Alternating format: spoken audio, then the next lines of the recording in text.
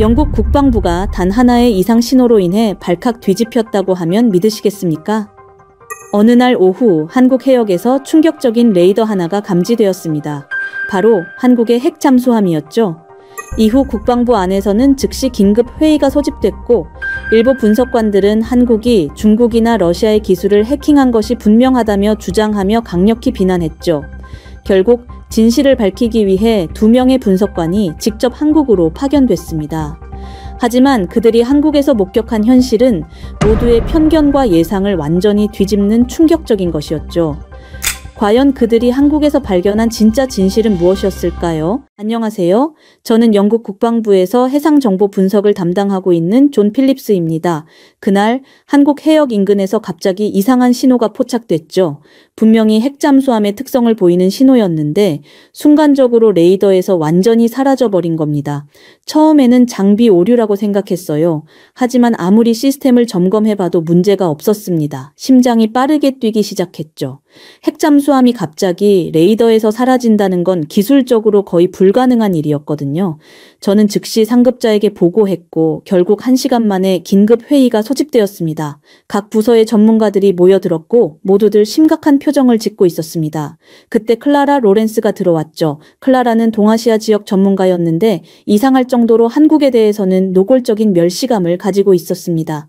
아니나 다를까 클라라는 비웃는 듯한 표정으로 입을 열었어요.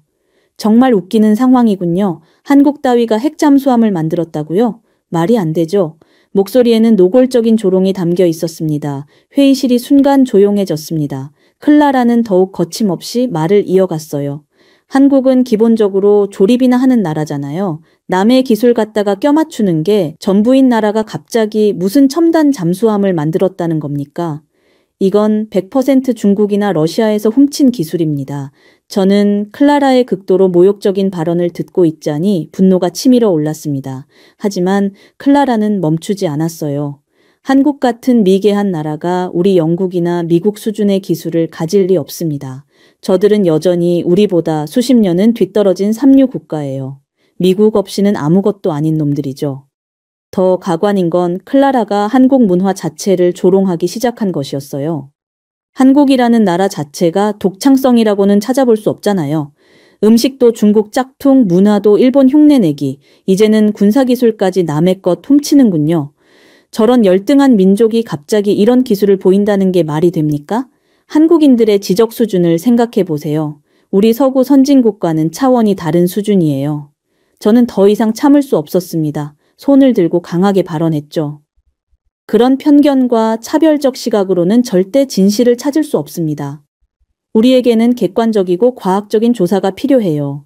인종차별적인 감정이 아닌 사실에 기반해서 판단해야 합니다. 그러자 부장이 급히 개입하며 회의를 정리했습니다. 일단 더 많은 정보를 수집해야겠습니다. 존, 당신이 추가 조사를 맡아주세요. 그렇게 클라라와의 격렬한 회의가 끝난 직후 저는 곧바로 조사에 착수했습니다. 제 책상 앞에 앉아 여러 정보원들에게 연락을 취하기 시작했어요. 그때 제 동료인 마이클이 급하게 달려왔어요. 얼굴이 창백했습니다. 손에는 태블릿을 들고 있었죠. 마이클이 숨을 헐떡이며 말했습니다. 인터넷에서 이상한 영상을 발견했다는 거예요. 마이클이 태블릿 화면을 제게 보여줬습니다. 어떤 외국 사이트에 올라온 영상이었어요. 제목은 한국어로 되어 있었는데 번역하니 바다에서 본 이상한 것이라는 뜻이었습니다. 영상을 올린 사람은 익명이었죠. 제 심장이 두근거리기 시작했어요. 영상을 재생해보니 밤바다에서 촬영된 것 같았습니다. 화질은 그리 좋지 않았지만 분명히 무언가가 물 위에 떠오르는 모습이 보였어요. 더 놀라운 건 그 다음 장면이었습니다. 거대한 검은 그림자가 수면 위로 완전히 모습을 드러냈어요. 잠수함이었습니다. 하지만 제가 지금까지 본 어떤 잠수함과도 달랐어요. 마이클과 저는 말없이 화면을 응시했습니다. 영상 속 잠수함은 몇 초간 수면에 떠 있다가 다시 물속으로 사라졌어요. 사라지는 방식이 정말 신기했습니다. 마치 투명해지는 것처럼 보였거든요. 즉시 기술 분석팀에 영상을 보냈어요. 하지만 분석을 기다리는 동안 이상한 일이 벌어졌습니다. 해당 영상이 인터넷에서 갑자기 삭제된 거예요. 다시 찾아보려 했지만 어디에도 없었습니다. 다행히 저희가 미리 다운로드 해뒀던 파일은 남아 있었어요. 1시간 후 분석 결과가 나왔습니다. 이 잠수함의 기술은 중국이나 러시아의 것과는 완전히 다른 독창적인 것이라는 분석이었어요. 분석관이 자세히 설명해 줬습니다. 설계 철학부터 추진 방식까지 모든 게 새로웠다는 거예요. 특히 레이더 회피 기술은 기존의 어떤 스텔스 기술과도 다른 완전히 새로운 방식이라고 했습니다. 제 머리가 복잡해졌습니다. 클라라의 주장이 완전히 틀렸다는 증거가 나온 거예요. 중국 기술을 해킹했다는 주장은 말이 안 됐습니다. 이건 완전히 독자적인 기술이었거든요. 저는 곧바로 영상 분석 결과를 들고 클라라를 찾아갔습니다. 제가 영상을 보여주자 클라라의 얼굴이 굳어졌죠. 그러더니 완전히 감정적으로 반응했어요. 이것도 분명히 조작된 것이거나 아니면 우리가 모르는 다른 나라의 개입이 있었을 것이라고 고집했습니다. 클라라의 얼굴에는 분노와 당황이 뒤섞여 있었어요. 저는 객관적인 증거를 계속 제시했지만 클라라는 더욱 감정적으로 변했습니다. 목소리도 높아졌고 손짓도 격해졌어요. 마치 자신의 신념이 흔들리는 것을 견디지 못하는 것 같았습니다. 그렇게 클라라와의 갈등이 깊어져 가는 상황에서 다음 날 아침 갑작스럽게 부장실로 호출을 받았습니다. 복도를 걸어가면서 제 마음은 불안했어요. 무슨 일이 벌어진 걸까요? 부장실 문을 두드리고 들어가니 부장과 함께 클라라도 앉아 있었습니다. 부장의 표정이 평소보다 심각했어요. 책상 위에는 여러 서류들이 펼쳐져 있었고 컴퓨터 화면에는 한국 지도가 떠 있었습니다. 제 심장이 빨라지기 시작했죠. 부장이 입을 열었습니다. 국방부 고위층에서 이 사건에 대한 긴급 지시가 내려왔다는 거예요. 진상을 명확히 밝히기 위해 직접 현장 조사를 실시하라는 명령이었습니다. 저와 클라라가 한국으로 파견된다는 얘기였죠. 클라라의 얼굴이 순간 굳어졌습니다. 저 역시 당황스러웠어요. 며칠 안에 한국으로 출발해야 한다는 것이었습니다. 부장은 이번 조사가 영국과 한국의 군사관계에 중요한 영향을 미칠 수 있다고 강조했어요. 회의가 끝나고 사무실로 돌아오니 머릿속이 복잡했습니다. 한국 출장 준비를 해야 했지만 무엇보다 클라라와 함께 가야 한다는 게 걱정이었어요. 그녀의 극단적인 편견이 현장에서도 문제를 일으킬까봐 불안했습니다. 다음 날 아침 히드로 공항에 도착하니 클라라가 이미 와 있었습니다. 평소와 다르게 조금 경직된 모습이었어요. 인사를 나누면서도 서로 어색한 기류가 감돌았습니다. 저는 일부러 자연스럽게 행동하려 했지만 쉽지 않았어요. 그렇게 12시간의 긴 비행 끝에 인천국제공항에 도착했습니다. 기내에서 거의 잠을 이루지 못했던 저는 피곤함을 느꼈지만 동시에 긴장감으로 가득했어요. 클라라 역시 표정이 굳어 있었습니다. 입국 수속을 밟으면서도 서로 말이 없었죠. 공항 출구에서 한국 국방부 관계자가 저희를 기다리고 있었어요. 군복을 입은 40대 중반의 남성이었습니다. 자신을 윤소령이라고 소개했죠. 예상외로 유창한 영어를 구사했고 매우 정중한 태도였습니다. 윤소령이 저희를 차로 안내했어요. 공항에서 나오면서 한국의 첫인상을 받았습니다. 생각보다 훨씬 현대적이고 발전된 모습이었어요. 고층 빌딩들이 즐비하고 도로 인프라도 상당히 잘 갖춰져 있었습니다. 차 안에서 윤소령이 일정을 설명해 줬습니다. 오늘 오후에 바로 해군 기지로 이동해서 문제의 핵잠수함을 직접 확인할 수 있다고 했어요. 제 심장이 두근거리기 시작했습니다. 드디어 진실을 마주할 순간이 온 거죠. 클라라는 창밖을 보면서 무표정한 얼굴을 하고 있었어요. 하지만 저는 그녀의 눈빛에서 뭔가 계산하는 듯한 모습을 읽을 수 있었습니다. 익명 제보자의 경고가 계속 떠올랐어요. 해군 기지에 도착하니 상상했던 것보다 훨씬 엄격한 보안이 이루어지고 있었습니다. 여러 단계의 신원 확인을 거쳐야 했고 특별 출입증도 발급받았어요. 모든 과정이 매우 체계적이었습니다. 기지 안으로 들어가니 규모가 상당했어요. 각종 함정들이 정박해 있었고 군인들이 질서정연하게 움직이고 있었습니다. 윤소령이 저희를 안내하며 설명을 이어갔죠. 드디어 핵잠수함이 있는 독 앞에 도착했습니다. 거대한 철문이 천천히 열리면서 그 모습이 드러났어요. 제 입이 벌어졌습니다. 영상으로 봤을 때와는 차원이 다른 압도적인 크기와 위압감이었어요. 잠수함의 외형은 정말 독특했습니다. 기존의 어떤 잠수함과도 다른 유선형의 설계였어요. 표면 처리도 특이했습니다. 마치 물과 하나가 될 것 같은 질감이었죠. 첨단 기술의 결정체라는 느낌이 들었어요. 윤소령이 자세한 설명을 해줬습니다. 이 잠수함은 완전히 한국 기술로 개발된 것이라고 했어요. 특히 스텔스 기술은 세계 최고 수준이라고 자랑스럽게 말했습니다. 레이더 탐지를 완전히 무력화할 수 있다는 거였죠. 저는 감탄사를 연발했습니다. 정말 놀라운 기술력이었어요. 클라라는 여전히 무표정했지만 그녀의 눈빛이 흔들리는 것을 느낄 수 있었습니다. 자신의 기존 생각과 너무 다른 현실 때문에 당황하는 것 같았어요. 윤소령이 잠수함 내부로 안내해 줬습니다. 들어가 보니 더욱 놀라웠어요. 최첨단 장비들로 가득했고 모든 것이 정교하게 설계되어 있었습니다. 승무원들의 숙련된 모습도 인상적이었죠. 조종실에서 각종 시스템을 직접 확인해 볼 수 있었어요. 소나 시스템, 항법 장치, 무기 체계까지 모든 것이 최신 기술로 무장되어 있었습니다. 이런 수준의 기술을 한국이 독자 개발했다는 게 믿어지지 않을 정도였어요. 윤소령이 스텔스 기술에 대해 더 자세히 설명해 줬습니다. 특수 코팅 기술과 함체 설계가 핵심이라고 했어요. 수중에서는 완전히 탐지되지 않고 수면 위에서도 레이더 반사를 최소화한다는 겁니다. 실제로 시연까지 보여줬어요. 잠수함이 부분적으로 잠수하는 모습을 지켜봤는데 정말 신기했습니다. 레이더 화면에서 신호가 점점 약해지더니 완전히 사라져 버렸어요. 제가 처음 목격했던 현상이 바로 이것이었구나 싶었습니다. 클라라의 표정이 점점 굳어졌어요. 자신이 그동안 주장해왔던 것들이 모두 틀렸다는 걸 깨달았을 겁니다. 한국을 무시하고 비하했던 발언들이 얼마나 편견에 찬 것이었는지 직면하게 된 거죠. 윤소령이 개발 과정에 대해서도 설명해 줬습니다. 수년간의 연구 개발을 통해 순수 한국 기술로 만들어졌다고 했어요. 외국의 도움은 전혀 받지 않았다고 강조했습니다. 중국 기술을 해킹했다는 클라라의 주장이 완전히 근거 없는 것임이 명백해졌어요. 저는 이 모든 것을 보면서 깊은 감동을 받았습니다. 한국의 기술력과 독창성에 대해 완전히 새로운 인식을 갖게 되었어요. 동시에 클라라의 편견이 얼마나 위험한 것이었는지도 깨달았습니다. 그렇게 클라라가 한동안 침묵을 지키고 있던 그때 윤소령이 저희를 회의실로 안내했습니다. 테이블 위에는 각종 기술 자료들과 개발 과정을 담은 문서들이 가지런히 정리되어 있었어요. 형광등 불빛 아래서 클라라의 얼굴이 더욱 창백해 보였습니다. 윤소령이 차분한 목소리로 설명을 시작했어요. 이 핵잠수함 프로젝트는 10년 전부터 시작되었다고 했습니다. 순수 한국 기술진들의 노력으로만 이뤄낸 성과라는 것이었죠. 각 단계별 개발 과정을 상세히 보여주면서 외국 기술의 개입이 전혀 없었음을 증명했어요. 저는 서류들을 하나씩 살펴봤습니다. 모든 특허와 기술 문서들이 한국 연구진의 이름으로 등록되어 있었어요. 설계 철학부터 핵심 기술까지 모든 것이 독창적이었습니다.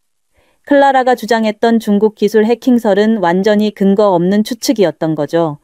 클라라가 서류를 들여다보면서 점점 작아지는 모습이 보였어요. 그녀의 손이 미세하게 떨리고 있었습니다. 평소 자신만만했던 모습과는 완전히 다른 모습이었죠. 자신의 편견이 얼마나 잘못되었는지 깨닫고 있는 것 같았어요. 윤소령이 개발진 중 한 명인 김 박사를 소개해줬습니다. 50대 초반의 온화한 인상을 가진 분이었어요. 김 박사가 직접 핵심 기술에 대해 설명해주기 시작했습니다. 스텔스 코팅 기술의 원리부터 추진 시스템까지 모든 것이 한국의 독자 기술이라고 강조했어요. 더 놀라운 건 김 박사의 경력이었습니다. 해외 유학 경험도 있었지만 핵심 기술 개발은 모두 한국에서 이루어졌다고 했어요. 외국의 도움 없이 순수 국내 기술진들의 창의력과 노력만으로 이런 성과를 낸 것이었습니다. 클라라가 떨리는 목소리로 질문을 했어요. 정말로 외국 기술의 도움 없이 이 모든 것을 해낸 것이냐고 물었습니다. 김 박사는 확신에 찬 목소리로 그렇다고 답했어요. 오히려 일부 기술은 다른 나라들보다 앞서 있다고 자부했습니다. 저는 클라라의 변화하는 모습을 지켜봤어요. 그녀의 얼굴에서 오만함이 사라지고 있었습니다. 대신 당황스러움과 부끄러움이 번갈아 나타났죠. 자신이 그동안 얼마나 편견에 사로잡혀 있었는지 깨닫고 있는 것 같았어요. 윤소령이 추가로 다른 한국의 첨단 기술들도 소개해줬습니다. 반도체, 조선 자동차, IT 기술 등 다양한 분야에서 세계 최고 수준의 기술력을 보유하고 있다고 했어요. 한국이 더 이상 기술을 따라가는 나라가 아니라 선도하는 나라라는 설명이었습니다. 클라라가 고개를 숙였어요. 그녀의 어깨가 축 처져 있었습니다. 평소 당당했던 모습과는 너무나 대조적이었죠. 자신의 무지와 편견을 인정하고 있는 것 같았어요. 김 박사가 개발 과정의 어려움에 대해서도 얘기해 줬습니다. 외국의 기술 봉쇄와 의심 어린 시선을 받으면서도 포기하지 않았다고 했어요. 오히려 그런 역경이 더 나은 기술을 개발하는 동력이 되었다고 말했습니다. 저는 김 박사의 말을 들으면서 깊은 감동을 받았어요. 한국 기술진들의 열정과 노력이 얼마나 대단한지 새삼 느꼈습니다. 동시에 클라라 같은 편견이 얼마나 불공정한 것인지도 깨달았죠. 윤소령이 마지막으로 한국 정부의 입장을 전달해 줬어요. 이번 사건으로 인해 발생한 오해들이 해소되기를 바란다고 했습니다. 한국은 평화를 위한 방어 목적으로만 이 기술을 사용할 것이라고 강조했어요. 클라라가 드디어 입을 열었습니다. 목소리가 많이 작아져 있었어요. 자신의 오해와 편견에 대해 사과한다고 했습니다. 한국의 기술력을 제대로 인식하지 못했던 것에 대해 깊이 반성한다고 말했어요. 그 순간 저는 안도감을 느꼈습니다. 드디어 클라라가 자신의 잘못을 인정한 거였어요. 진실 앞에서 편견이 무너지는 순간이었습니다. 우리 둘 사이의 갈등도 해소될 것 같았어요. 윤소령이 미소를 지으며 말했습니다. 오해가 풀려서 다행이라고 했어요. 이제 양국 간의 협력 관계가 더욱 발전될 수 있을 것이라고 기대한다고 덧붙였습니다. 저는 윤소령과 김 박사에게 깊은 감사를 표했어요. 이렇게 개방적으로 모든 것을 보여준 것에 대해 고마웠습니다. 진실을 숨기지 않고 당당하게 공개한 한국의 태도가 인상적이었어요. 클라라도 고개를 숙이며 사과했습니다. 자신의 편견 어린 발언들에 대해 진심으로 미안하다고 했어요.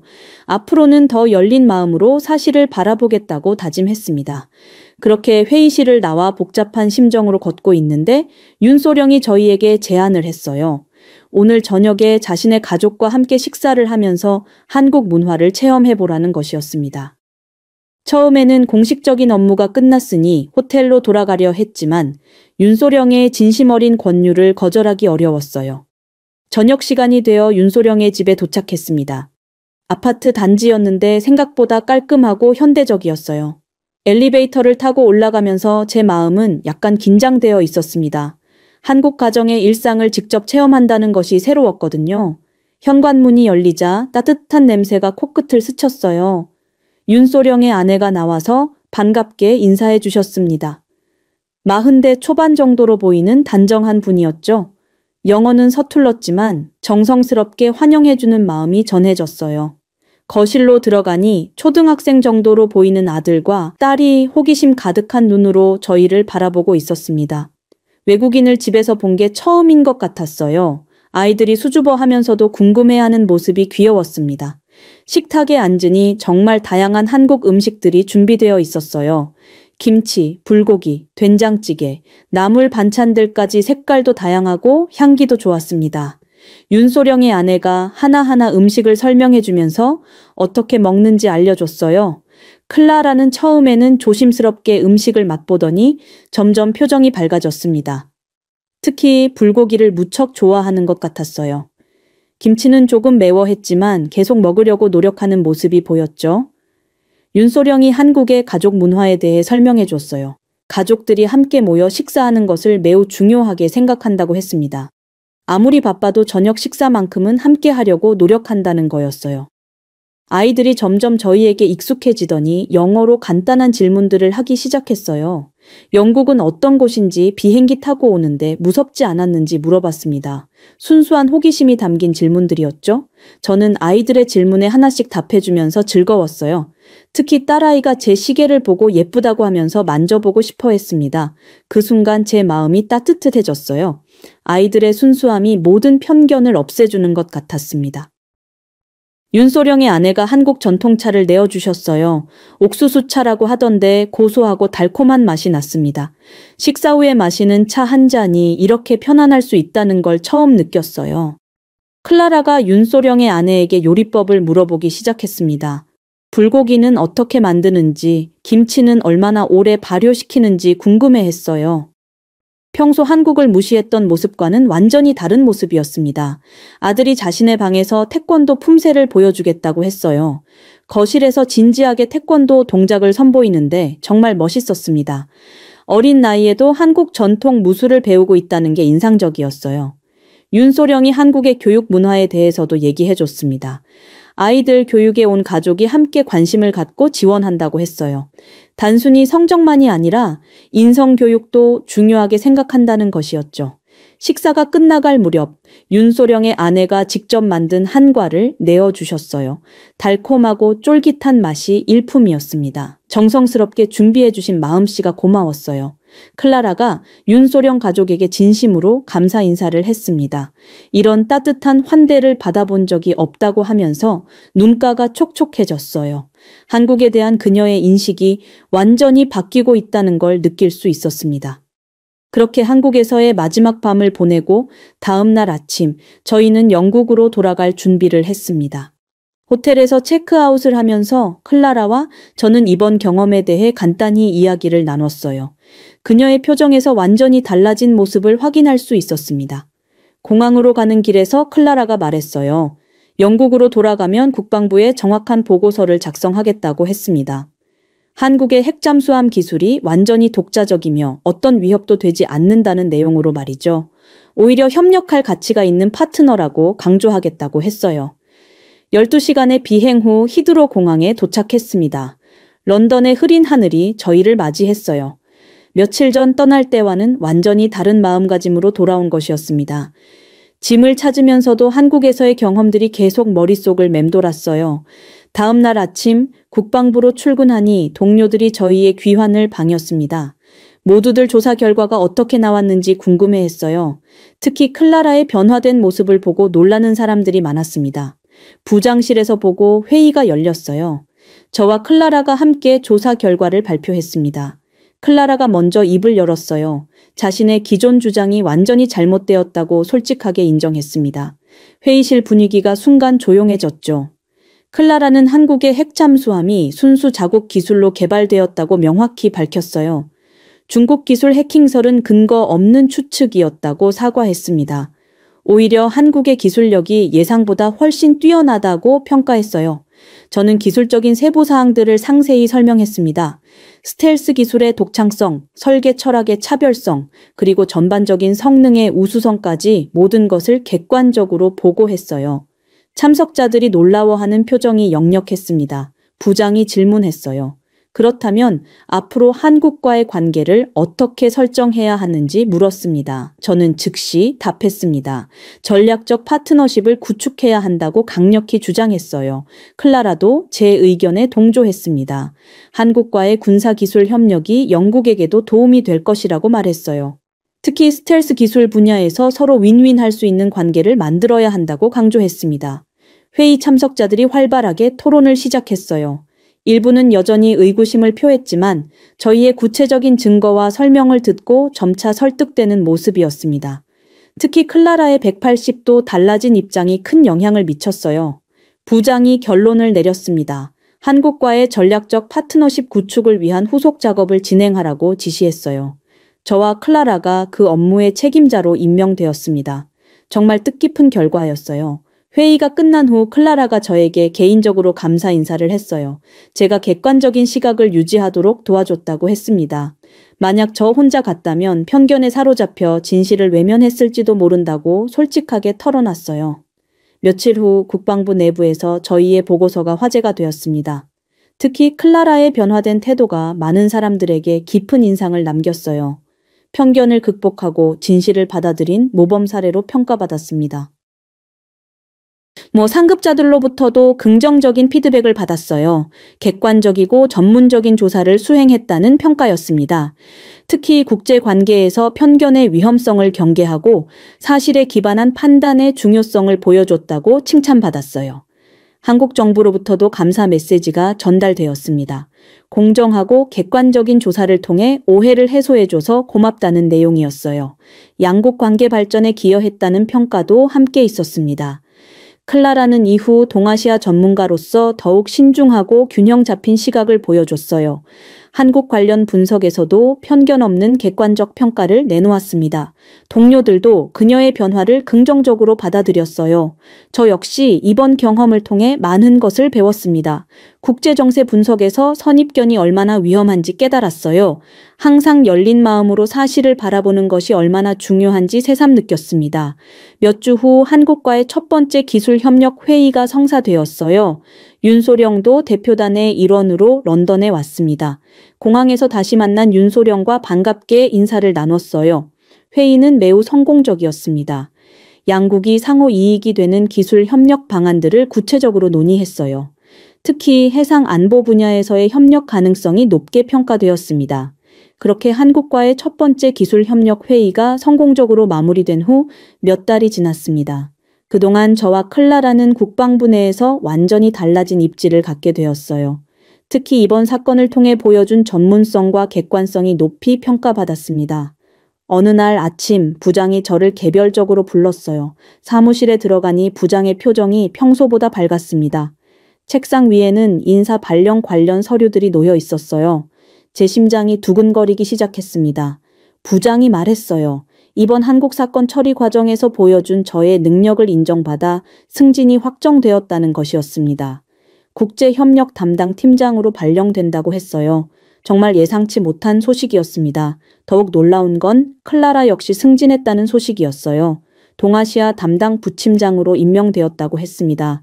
편견을 극복하고 전문성을 입증한 것이 높이 평가받은 결과였죠. 저는 클라라를 위해 진심으로 기뻤습니다. 점심시간에 클라라와 함께 식당에서 만났어요. 서로의 승진을 축하하면서 지난 몇 달간의 변화를 되돌아봤습니다. 클라라가 말했어요. 한국에서의 경험이 자신의 인생을 완전히 바꿔놓았다고 했습니다. 클라라는 솔직하게 고백했어요. 그동안 자신이 얼마나 편협한 시각을 가지고 있었는지 깨달았다고 했습니다. 한국뿐만 아니라 다른 아시아 국가들에 대해서도 잘못된 인식을 가지고 있었다는 것을 인정했어요. 저는 클라라의 변화가 정말 대단하다고 생각했습니다. 자신의 잘못을 인정하고 바꾸는 것이 얼마나 어려운 일인지 알기 때문이었어요. 특히 오랫동안 가져온 편견을 극복하는 것은 더욱 힘든 일이었죠. 오후에 새로운 팀원들과 첫 회의를 가졌습니다. 국제협력팀의 분위기는 매우 활기찼어요. 다양한 국가들과의 협력 프로젝트들이 진행되고 있었고 저의 역할은 이를 총괄하는 것이었습니다. 회의에서 한국과의 후속 협력 방안이 주요 안건으로 다뤄졌어요. 이미 몇 가지 구체적인 프로젝트들이 제안되어 있었습니다. 해상 순찰 기술 공유, 공동 훈련 프로그램, 그리고 차세대 함정 개발 협력 등이었어요. 저는 각 프로젝트의 실현 가능성을 검토하면서 설렘을 느꼈습니다. 편견과 오해로 시작된 사건이 이렇게 발전적인 협력으로 이어질 줄은 상상도 못했거든요. 진실을 추구한 결과가 이런 성과로 나타난 것 같아 뿌듯했어요. 며칠 후 윤소령으로부터 이메일이 왔습니다. 한국에서 새로운 기술 개발 프로젝트가 시작된다는 소식이었어요. 영국과의 협력을 통해 더욱 발전된 기술을 개발하고 싶다는 내용이었습니다. 저는 즉시 답장을 보냈어요. 영국 측에서도 적극적으로 협력하겠다는 의사를 전달했습니다. 구체적인 협력 방안을 논의하기 위해 다시 한국을 방문하거나 윤소령을 런던으로 초청하는 것도 고려해 보겠다고 했어요.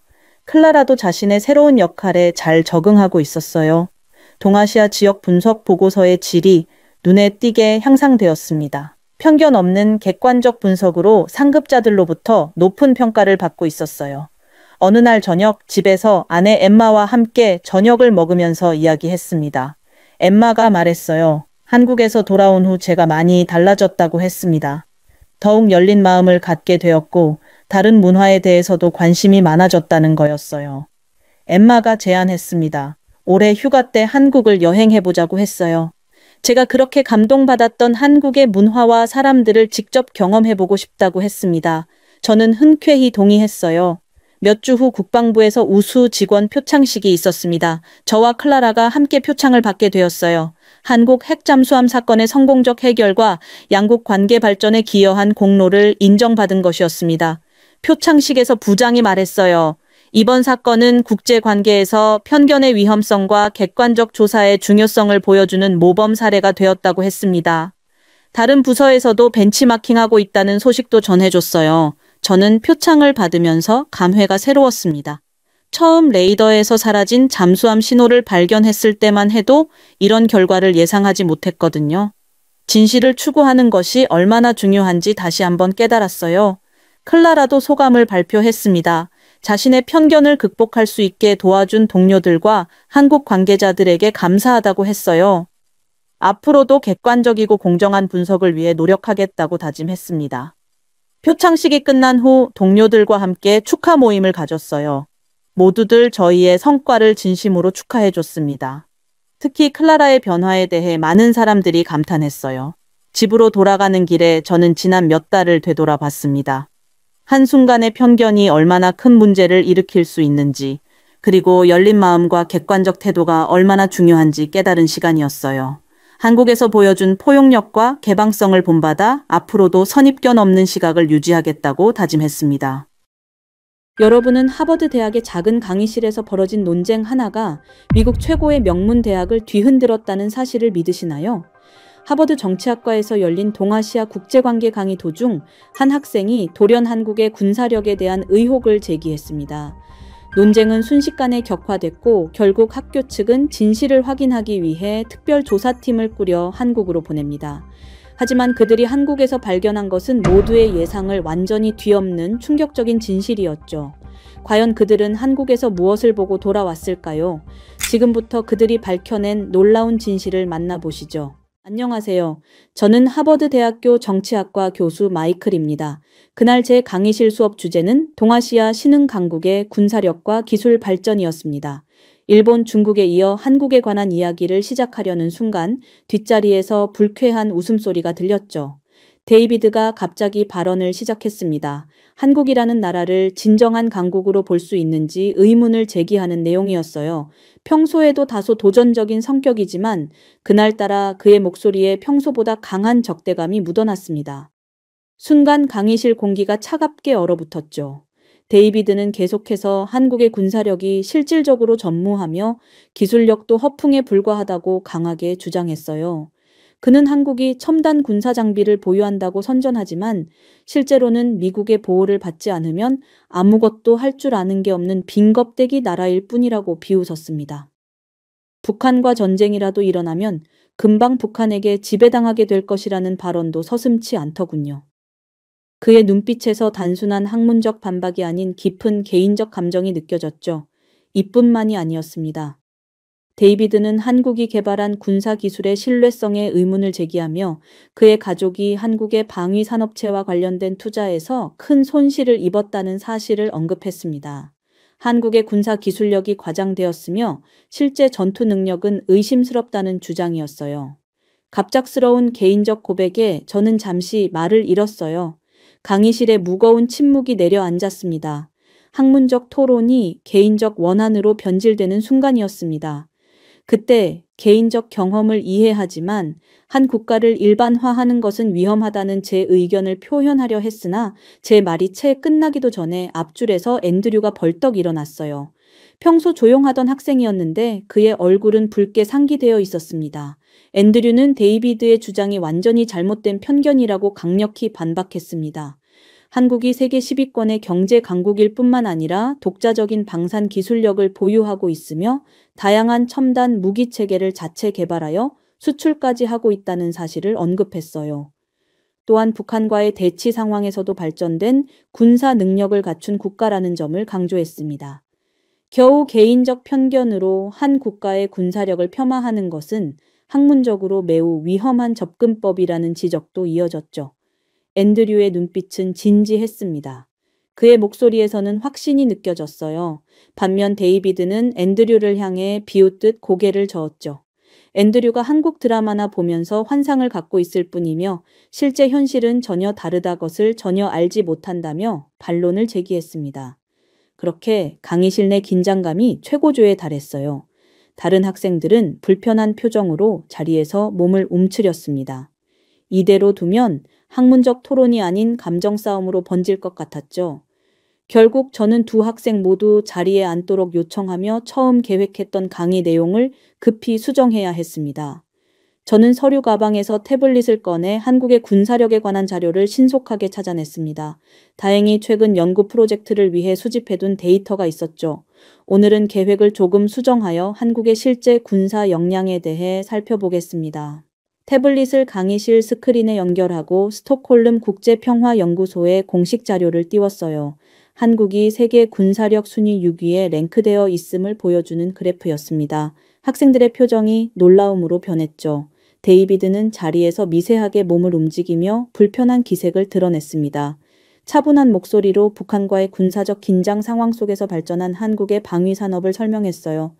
K2 흑표 전차, K9 자주포, 그리고 개발 중인 KF-21 전투기 프로젝트를 구체적으로 보여주었습니다. 특히 한국이 독자적 기술력으로 핵심 무기 체계를 개발하고 이를 폴란드, 터키, 호주 등 해외로 수출하는 사례들을 객관적 수치와 함께 제시했죠. 많은 사람들이 한국의 군사력을 과소평가하는 경향이 있지만 데이터는 명확합니다. 냉정한 사실 중심의 분석을 이어가는 동안 앤드류의 얼굴은 점점 밝아졌어요. 그의 눈빛에서 승리감이 느껴졌습니다. 반면 데이비드는 턱을 굳게 다물고 팔짱을 꼈죠. 그의 시선은 화면이 아닌 책상을 향해 있었습니다. 발표를 마치자 여러 학생들이 추가 질문을 던지며 관심을 보였어요. 그러나 데이비드는 제 강단 앞으로 성큼 다가왔어요. 그의 얼굴은 상기되어 있었고 호흡은 불규칙했습니다. 뒤에서 앤드류가 경계하듯 지켜보고 있었죠. 데이비드는 제 발표 자료가 한국에 지나치게 편향되어 있다고 주장했어요. 그는 한국의 군사 장비가 실전에서 제대로 검증된 적이 없으며 실제 전투 능력은 의문이라고 말했습니다. 진정시키려는 제 노력에도 불구하고 데이비드는 결국 제가 한국에 대해 편파적이고 과장된 시각을 가르치고 있다며 학과장에게 이 문제를 제기할 것이라는 말을 남기고 자리를 떠났어요. 그렇게 강의실에 혼자 남겨진 저는 무거운 한숨을 내쉬었죠. 단순한 학문적 토론이 이렇게 큰 갈등으로 번질 줄은 예상하지 못했습니다. 자료를 정리하며 이 상황이 제 학문적 경력에 어떤 영향을 미칠지 걱정이 밀려왔어요. 그리고 다음 날 아침 이메일을 확인하자 학과장에게서 긴급 면담 요청이 와 있었죠. 학과장 스티븐 맥과이어의 사무실 문 앞에 선 저는 가슴이 무겁게 내려앉는 느낌이었습니다. 노크를 하기 전 심호흡을 깊게 했어요. 문을 열자 학과장 뒤에 학장 윌리엄스 박사와 국제학부위원회 회장 로즈 교수가 앉아있는 모습이 보였습니다. 예상보다 훨씬 심각한 상황이었죠. 스티븐 학과장은 차가운 표정으로 저를 맞이했어요. 그의 책상 위에는 데이비드의 공식 항의서가 놓여 있었습니다. 학과장은 한국 관련 수업에서의 편향성 문제가 제기되었다는 점을 언급했죠. 그러나 정작 심각한 문제는 따로 있었습니다. 하버드 대학은 동아시아 국가들과의 연구 협력 프로젝트를 진행 중이었어요. 특히 한국 국방부와 공동 연구를 위한 막대한 기금이 걸려 있었습니다. 이 민감한 시기에 한국 군사력에 대한 논란이 일어난 것은 학교 입장에서 매우 곤란한 상황이었죠. 윌리엄스 학장이 조용히 말했어요. 한국 정부 대표단이 하버드를 방문할 예정이며 이번 방문은 향후 5년간의 연구 협력을 결정짓는 중요한 자리라는 내용이었습니다. 학생 간의 갈등이 이러한 중요한 협력 관계에 영향을 미쳐서는 안 된다는 점을 강조했죠. 로즈 교수는 더 구체적인 제안을 내놓았어요. 한국 방문 프로그램을 주관해달라는 요청이었습니다. 제가 논쟁의 중심에 있는 학생들을 데리고 한국의 군사시설을 직접 방문하여 객관적인 평가를 내리는 프로젝트였죠. 이는 학생들의 갈등을 해결하는 동시에 한국 측의 하버드의 진지한 태도를 보여줄 수 있는 방안이었습니다. 저는 순간 망설였어요. 이번 학기에 다른 중요한 연구들이 산더미처럼 쌓여 있었습니다. 그러나 학과장의 단호한 눈빛에서 이것이 단순한 제안이 아니라는 점을 직감했죠. 이 프로젝트를 거부할 경우 제 교수 평가와 향후 승진에 부정적 영향이 있을 것이라는 암묵적 메시지가 전달되었습니다. 결국 한국 방문 프로젝트를 수락했어요. 로즈 교수는 만족스러운 미소를 지었고 학과장은 고개를 끄덕였습니다. 윌리엄스 학장은 이 프로젝트가 최우선시 되어야 한다는 점을 재차 강조했죠. 사무실을 나오며 무거운 책임감이 어깨를 짓눌렀습니다. 연구실로 돌아와 이메일을 열어보니 이미 한국 방문에 관한 세부 사항이 도착해 있었어요. 다음 주 출발, 일주일간의 일정, 그리고 참가 학생 명단까지. 데이비드와 앤드류는 물론이고 다른 3명의 학생도 포함되어 있었습니다. 이미 모든 것이 결정된 상태였죠. 창밖으로 보이는 하버드의 고풍스러운 건물들이 평소와는 다르게 느껴졌어요. 제 앞에 놓인 선택지는 사실상 없었습니다. 이 프로젝트를 성공적으로 이끌어야만 했죠. 책상 위 서류들을 정리하며 한국 방문을 위한 준비 목록을 작성했습니다. 학생들에게 이 소식을 어떻게 전할지, 특히 데이비드와 앤드류의 반응이 걱정되었어요. 전화기를 들어 앤드류에게 먼저 연락했습니다. 그는 흥분된 목소리로 금방 수락했어요. 반면 데이비드에게 이 소식을 전하자 긴 침묵이 이어졌죠. 결국 그도 참여하겠다고 했지만 그의 목소리에서 불만과 경계심이 느껴졌습니다. 이후 인천국제공항에 도착한 순간부터 모든 것이 현실감 없이 빠르게 진행되었습니다. 12시간의 비행 동안 데이비드와 앤드류는 서로 다른 좌석 구역에 앉아 대화를 피했어요. 저는 두 학생 사이의 팽팽한 긴장감을 어떻게 풀어야 할지 고민하며 한국 방문 자료를 검토했습니다. 공항 출구에서 우리를 맞이한 사람은 김준호 대령이었어요. 그는 완벽한 영어로 자신을 소개하며 단정한 군복을 입고 서 있었습니다. 첫인상부터 매우 전문적이고 예의 바른 모습이었죠. 데이비드의 눈초리가 의심스럽게 김 대령을 향했습니다. 반면 앤드류는 흥분을 감추지 못하며 연신 질문을 준비하는 모습이었어요. 김 대령이 안내한 차량은 군용 수송버스였습니다. 저는 학생들과 함께 탑승했고 차량은 서울 외곽의 군사시설로 향했어요. 창밖으로 보이는 서울의 현대적인 도시 풍경에 학생들의 눈이 커졌습니다. 특히 데이비드는 예상과 다른 한국의 모습에 말없이 창밖만 바라보고 있었죠. 2시간 후 우리는 철저한 보안 검색을 거쳐 국방과학연구소 시설에 도착했습니다. 김 대령은 이곳이 한국의 주요 방위산업 연구시설 중 하나이며 특별히 하버드 방문단을 위해 개방되었다고 설명했어요. 평소에는 외국인의 출입이 극히 제한된 공간이라는 점을 강조했습니다. 첫 번째 전시실에 들어서자마자 모두의 표정이 변했어요. 벽면을 가득 채운 첨단 무기 시스템 디스플레이와 실시간 시뮬레이션이 돌아가는 대형 스크린, 그리고 정교한 군사 기술 모형들이 우리를 맞이했습니다. 앤드류의 눈은 흥분으로 빛났고 다른 학생들도 놀라움을 감추지 못했죠. 데이비드의 얼굴에서 처음으로 당혹감이 드러났어요. 그는 유리 케이스 안에 전시된 정밀 유도 미사일 부품을 자세히 살펴보더니 미간을 찌푸렸습니다. 김 대령의 설명에 따르면 해당 부품은 100% 한국 기술로 개발되었으며 세계 최고 수준의 정확도를 자랑한다고 했죠. 다음 구역으로 이동하며 우리는 실제 K2 흑표 전차를 가까이서 볼 수 있었습니다.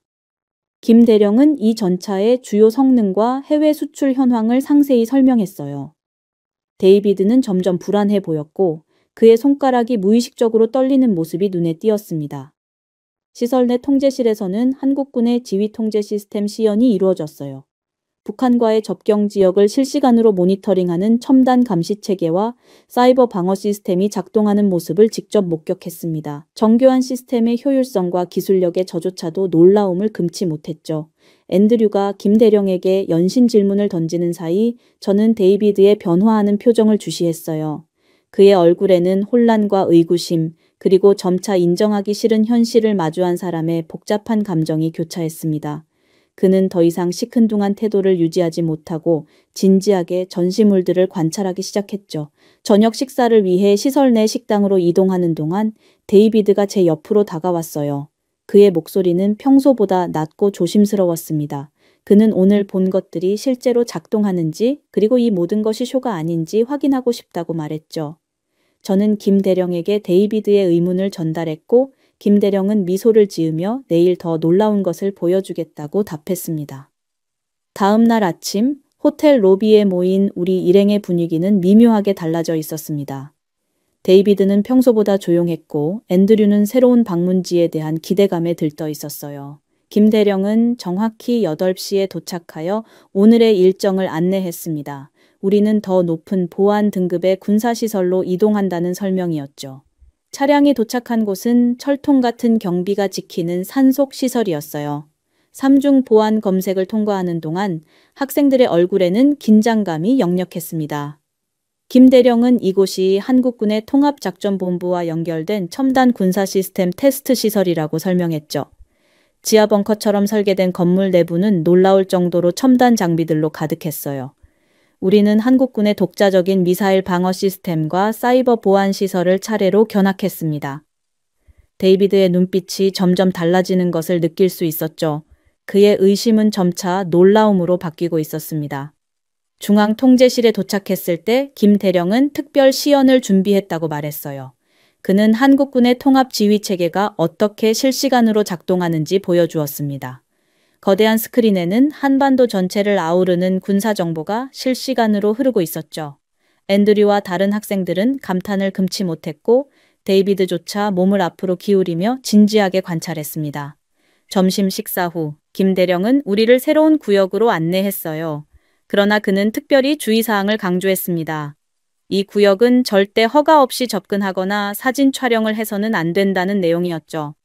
빨간색으로 표시된 출입금지 구역을 지나쳐서는 안 된다는 경고도 있었습니다. 투어가 진행되는 동안 데이비드의 행동이 조금씩 이상해졌어요. 그는 계속해서 주변을 살피며 군사시설의 세부 사항을 메모하려 했습니다.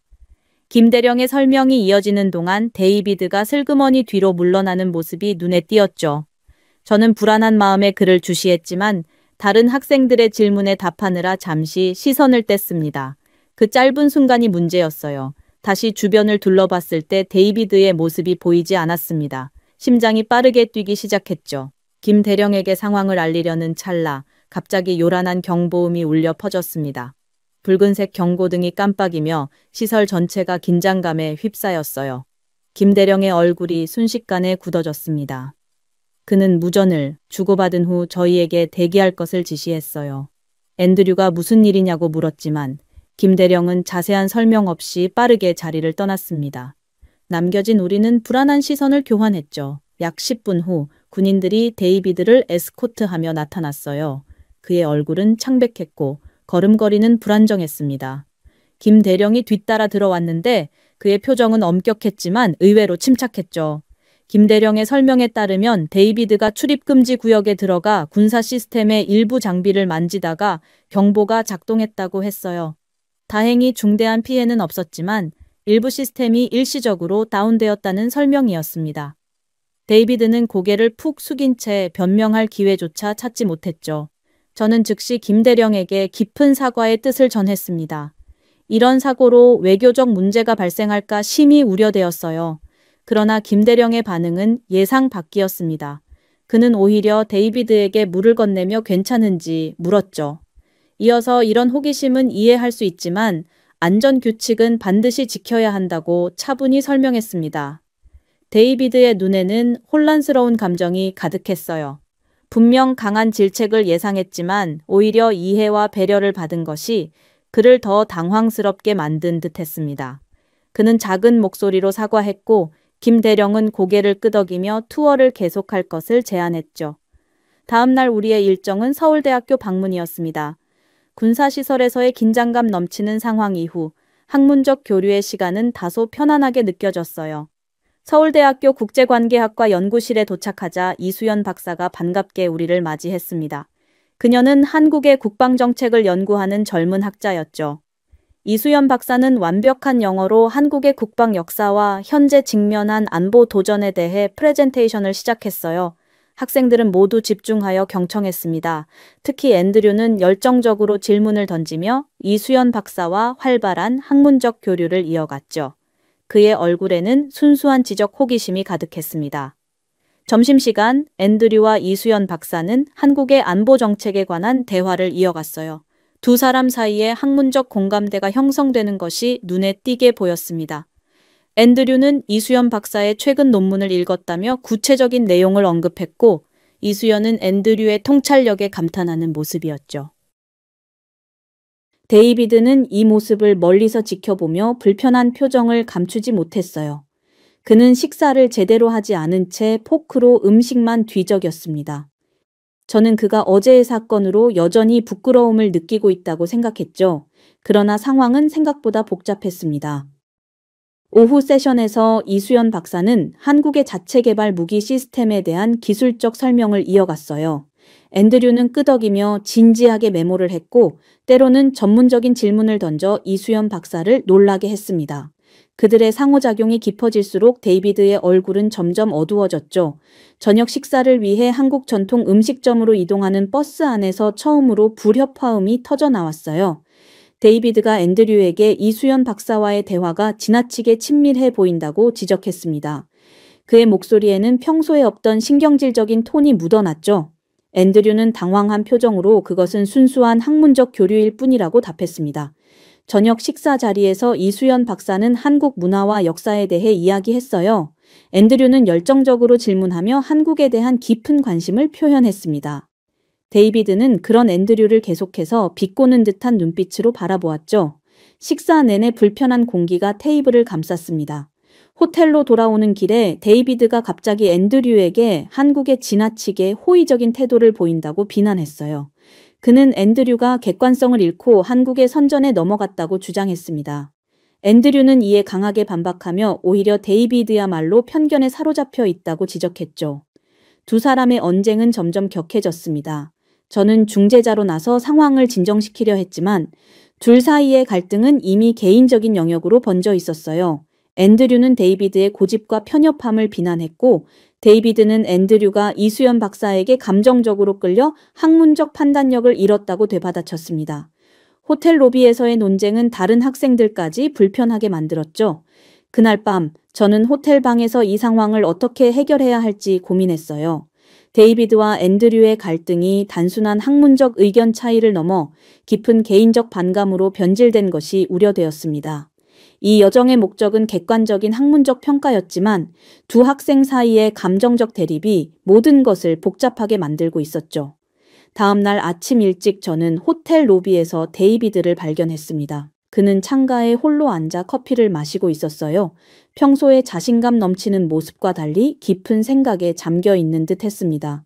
그의 눈빛에서 혼란과 고뇌가 읽혔죠.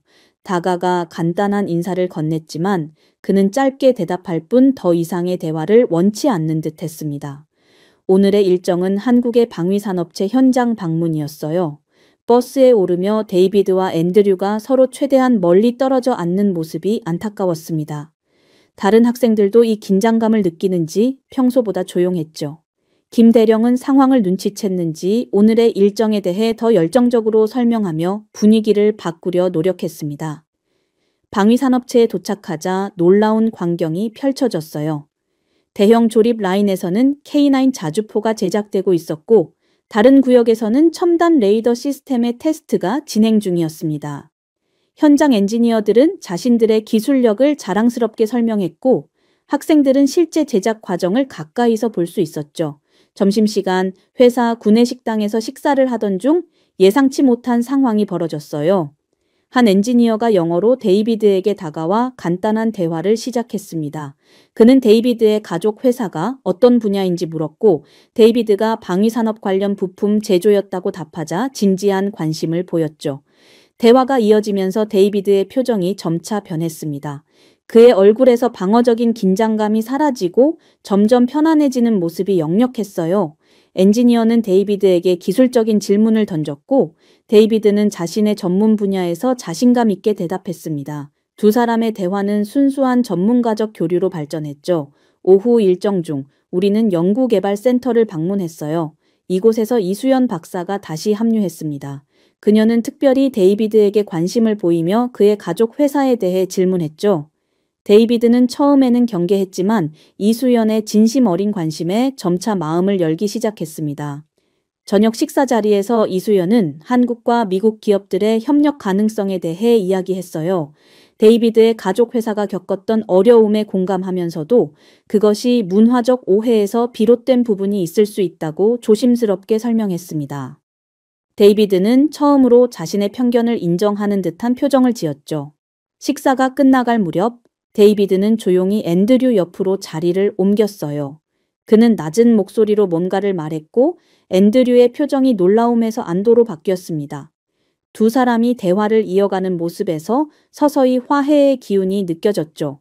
호텔로 돌아오는 버스 안에서 데이비드와 앤드류는 나란히 앉았어요. 그들 사이에 팽팽했던 긴장감이 눈에 띄게 완화되었습니다. 데이비드는 여행 초기와 달리 한국에 대해 진지한 질문을 던졌고 앤드류는 열정적으로 답했죠. 저는 이 변화를 조용히 지켜보며 안도의 한숨을 내쉬었습니다. 밤늦게 호텔 라운지에서 저는 데이비드와 앤드류 그리고 이수연이 함께 이야기를 나누는 모습을 발견했어요. 데이비드의 얼굴에서는 지난 며칠간 볼 수 없었던 편안함과 열린 마음가짐이 느껴졌습니다. 그는 한국의 기술력과 군사 역량에 대해 진지하게 질문하고 있었고 자신의 잘못된 선입견을 인정하는 모습이었죠. 드디어 한국에서의 마지막 날, 공항으로 향하는 차 안에서 학생들의 분위기는 여행 초반과 완전히 달라져 있었습니다. 데이비드와 앤드류는 서로 옆자리에 앉아 한국에서의 경험을 공유하며 웃고 있었어요. 데이비드의 얼굴에서 처음 만났을 때의 적대감은 온데간데 없이 사라졌고 그 자리에 깊은 성찰과 배움의 흔적이 남아 있었습니다. 김대령과 이수연 박사가 공항까지 배웅을 나왔어요. 작별 인사 중에 데이비드가 진심 어린 감사의 말을 전하는 모습에 모두가 감동했습니다. 그는 한국의 첨단 군사력과 기술력에 대한 자신의 오해를 인정했고 이 경험이 자신의 시각을 완전히 바꾸어 놓았다고 말했죠. 이수연 박사는 데이비드에게 명함을 건네며 앞으로도 학문적 교류를 이어가자고 제안했습니다. 비행기 안에서 저는 이번 여정의 경험을 정리하며 보고서를 작성했어요.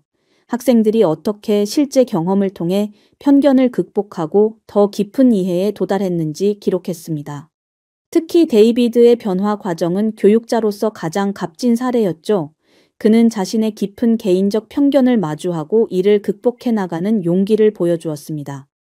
하버드로 돌아온 후 일주일이 지났어요. 학과장 사무실에서 공식 보고회가 열렸습니다.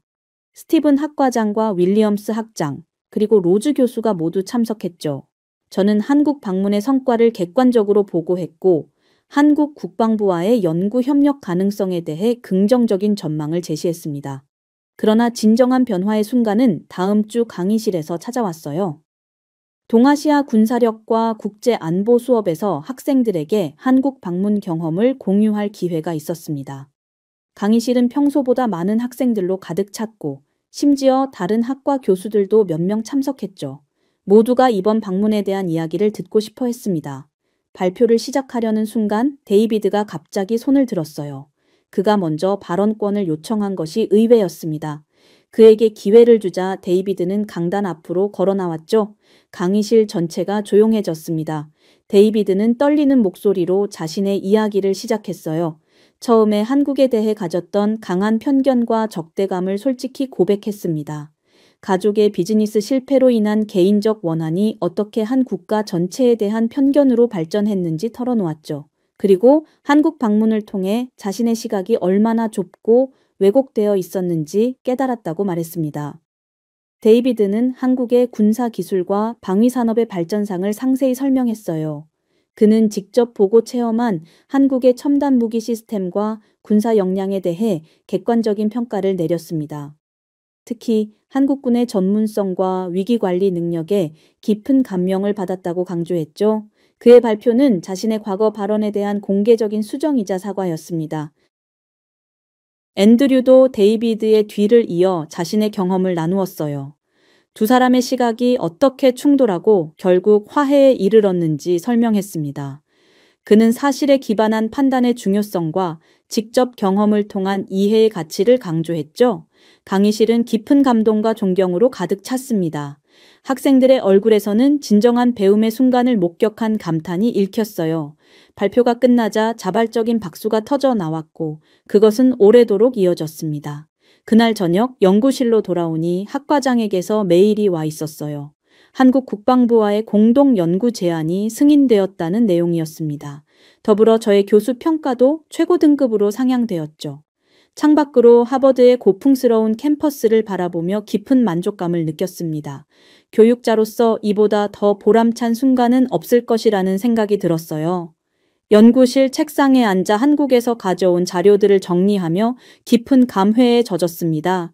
불과 몇 년 전까지만 해도 세계 무대에서 그저 작은 나라로 여겨지던 한국이 이제는 군사 강국으로 우뚝 서 있었어요. 북한이라는 상수적 위협 속에서도 경제 발전과 함께 독자적인 국방력을 키워낸 한국의 저력은 세계 어느 나라도 쉽게 따라올 수 없는 특별한 성취였습니다. 그들의 첨단 방위 산업은 이제 미국, 러시아, 프랑스 같은 전통적인 군사 강국들과 어깨를 나란히 하고 있었죠. 하지만 더 놀라운 것은 그 뛰어난 기술력보다 한국인들의 정신이었습니다. 위기 상황에서도 냉정함을 잃지 않고 외부의 비판에도 유연하게 대응하며 끊임없이 발전을 추구하는 그들의 정신은 우리 모두가 배워야 할 가치였어요. 데이비드의 변화는 단순한 개인의 깨달음을 넘어 한국이라는 나라가 가진 진정한 힘이 무엇인지를 보여주는 증거였습니다. 이제 저는 확신할 수 있었어요. 한국은 단순한 군사 강국이 아니라 세계 평화와 안보에 기여할 수 있는 책임감 있는 글로벌 리더로 성장하고 있다는 사실을요. 그리고 이런 강대국의 면모를 세계가 더 일찍 인정했어야 했다는 생각이 들었습니다. 앞으로의 세계 질서에서 한국은 더 중요한 역할을 담당하게 될 것이고 하버드와 같은 최고의 학술기관도 이제는 한국에게서 많은 것을 배워야 할 시대가 왔다는 확신이 들었습니다. 미국 국방부가 단 하나의 한국 보고서로 발칵 뒤집혔다고 하면 믿으시겠습니까? 어느 날 갑자기 등장한 한국 핵잠수함에 대한 충격적인 정보에 펜타곤 내부는 순식간에 혼란에 빠졌습니다. 결국 미국 국방부는 진실을 파악하기 위해 군사 분석관 한 명을 한국에 긴급히 파견합니다. 그러나 그 분석관이 한국에서 마주한 현실은 미국의 모든 예상을 완전히 뒤집는 것이었는데요. 과연 그가 한국에서 발견한 충격적 진실은 무엇이었을까요? 지금부터 그 놀라운 이야기가 펼쳐집니다. 안녕하세요. 저는 존 밀러입니다. 미국 국방부에서 군사 분석관으로 일하고 있죠. 그날 사무실의 컴퓨터 화면에 긴급 보고서가 떴습니다. 제목부터 심상치 않았죠. 한국 핵잠수함 개발 완료 추정. 순간 저는 잠시 화면을 멍하니 바라봤습니다. 한국이 핵잠수함을 개발했다고요? 보고서 내용은 더욱 놀라웠습니다. 한국이 독자적으로 핵잠수함 기술을 완성했다는 정보였거든요. 저는 즉시 상사인 마이클 해리스에게 전화를 걸었습니다. 역시나 마이클은 완전히 격노했어요. 그의 목소리에서 분노와 불신이 느껴졌죠. 한국이 감히 미국 몰래 핵잠수함을 만든다는 것이 있을 수 없다고 했습니다. 그들에게 그런 기술력이 있을 리 없다며 목소리를 높였어요. 저는 차분하게 보고서의 내용이 상당히 구체적이니 검토해 볼 필요가 있다고 말했지만 마이클은 더욱 격앙되었죠. 저를 너무 순진하다고 했습니다. 한국 같은 나라가 핵잠수함을 만들 수 있다고 정말 생각하느냐며 따졌어요.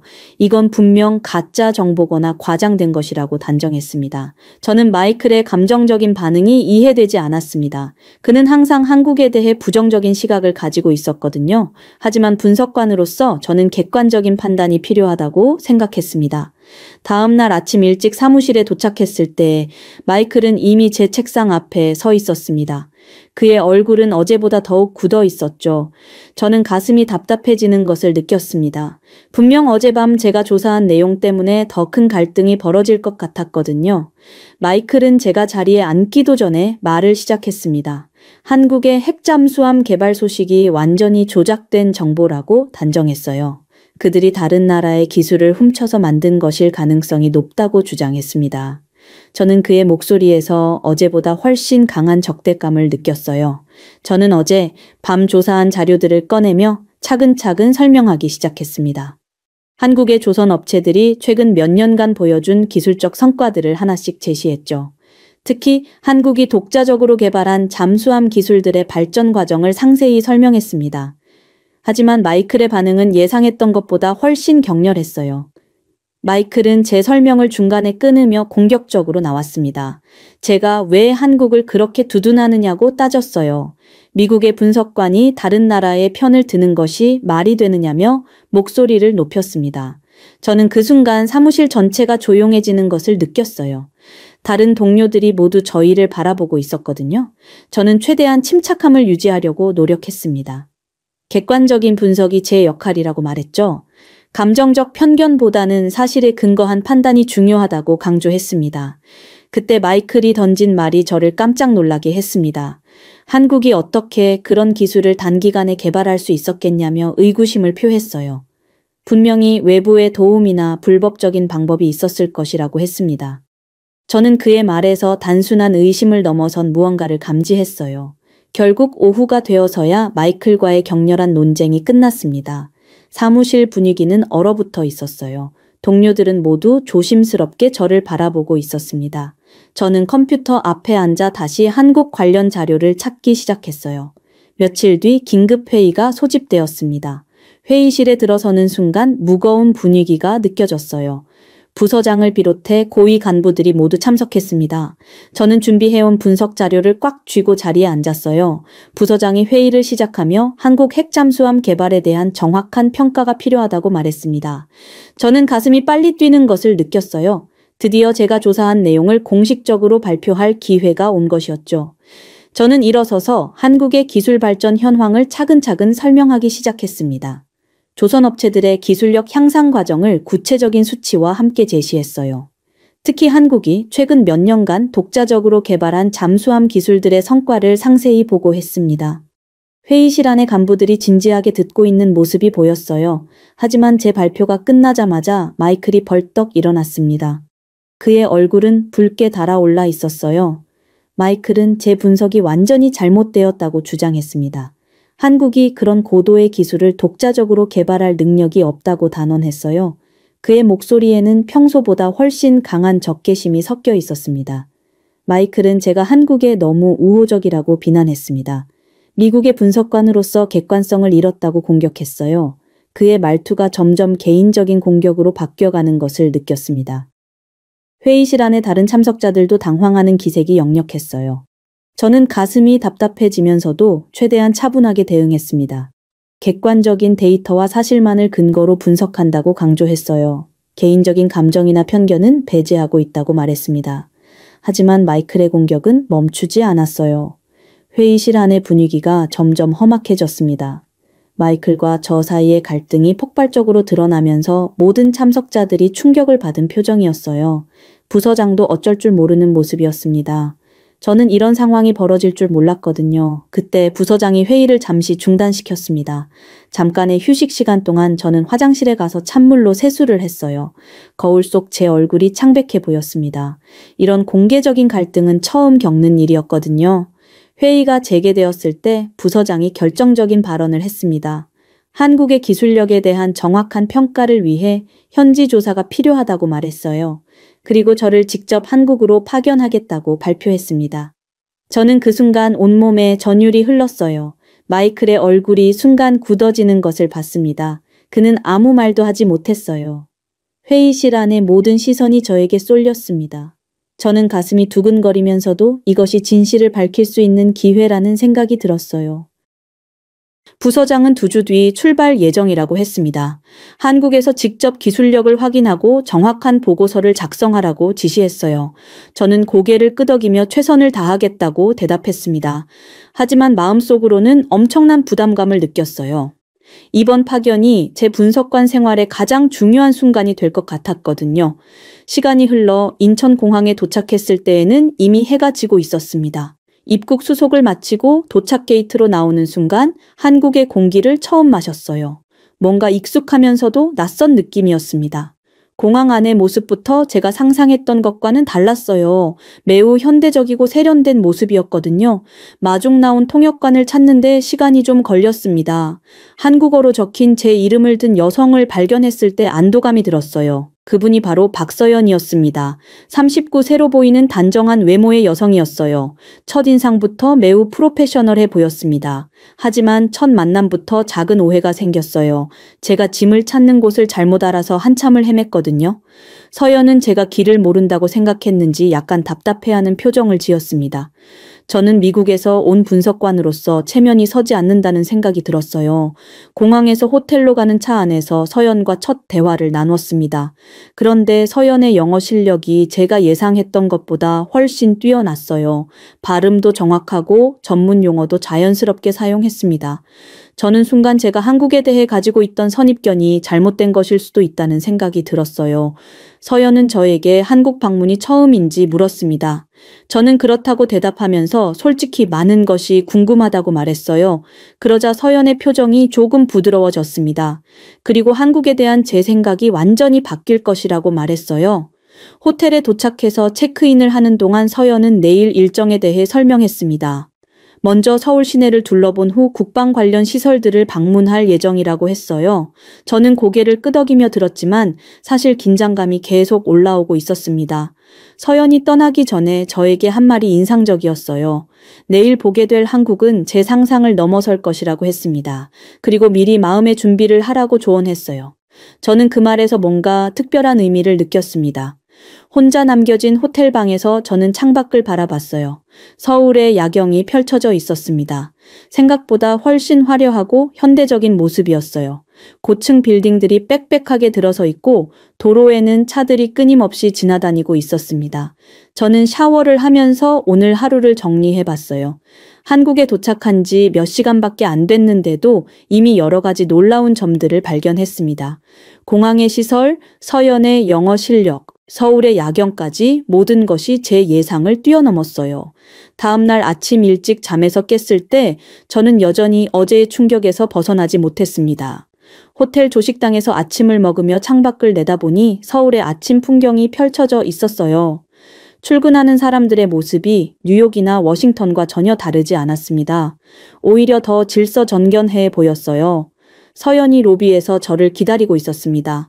어제보다 훨씬 밝은 표정이었어요. 오늘은 본격적인 서울 투어를 시작한다며 기대해도 좋다고 말했습니다.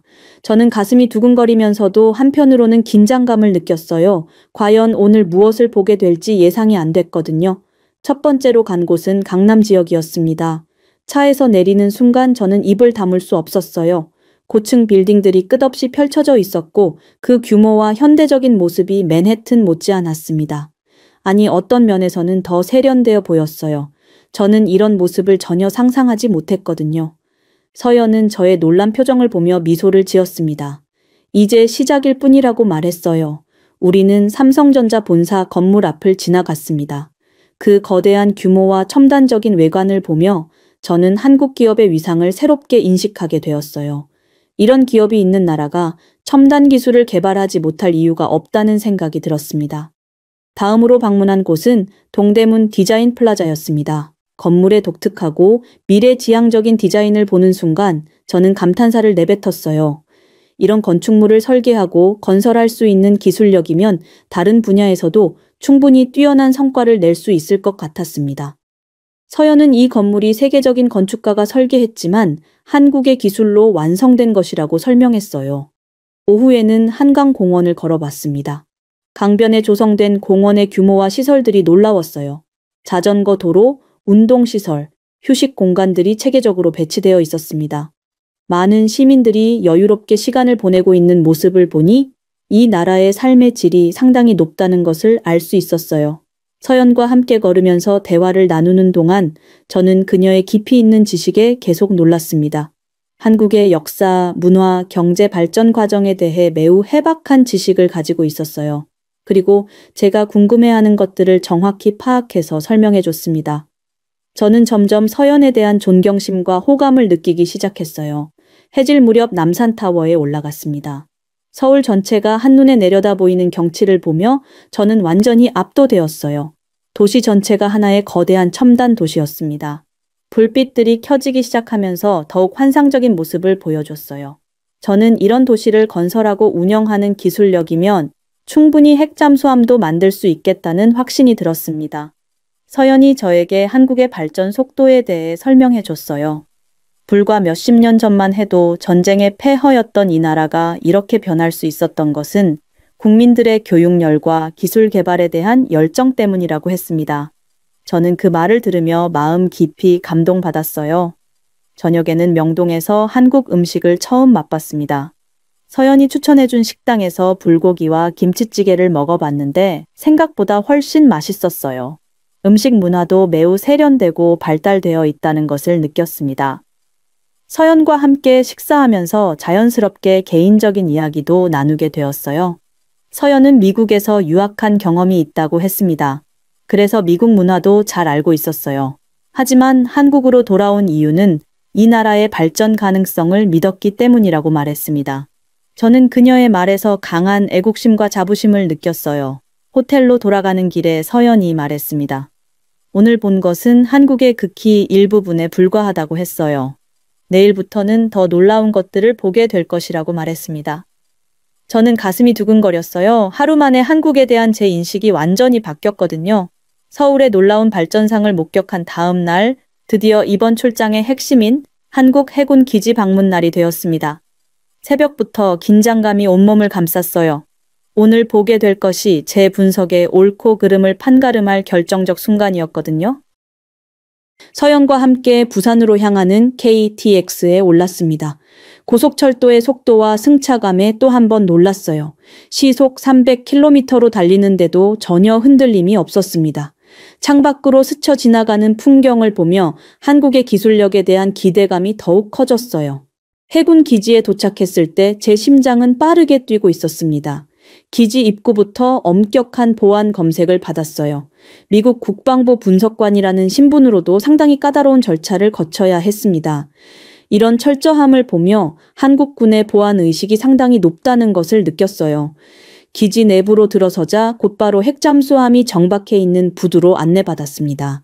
멀리서 핵잠수함의 실루엣이 보이는 순간 저는 숨이 멎는 것 같았어요. 그 크기와 위용이 상상했던 것보다 훨씬 인상적이었습니다. 정말로 한국이 핵잠수함을 완성했다는 현실이 눈앞에 펼쳐진 것이었죠. 가까이 다가가서 자세히 살펴볼 수 있었습니다. 잠수함의 외형 설계부터 첨단 기술이 집약되어 있다는 것이 한눈에 보였어요. 특히 추진 시스템과 소나 장비들의 정교함에 감탄했습니다. 이런 수준의 기술이면 세계 최고 수준이라고 해도 과언이 아니었어요. 한국 해군 장교들이 상세한 기술 설명을 해줬습니다.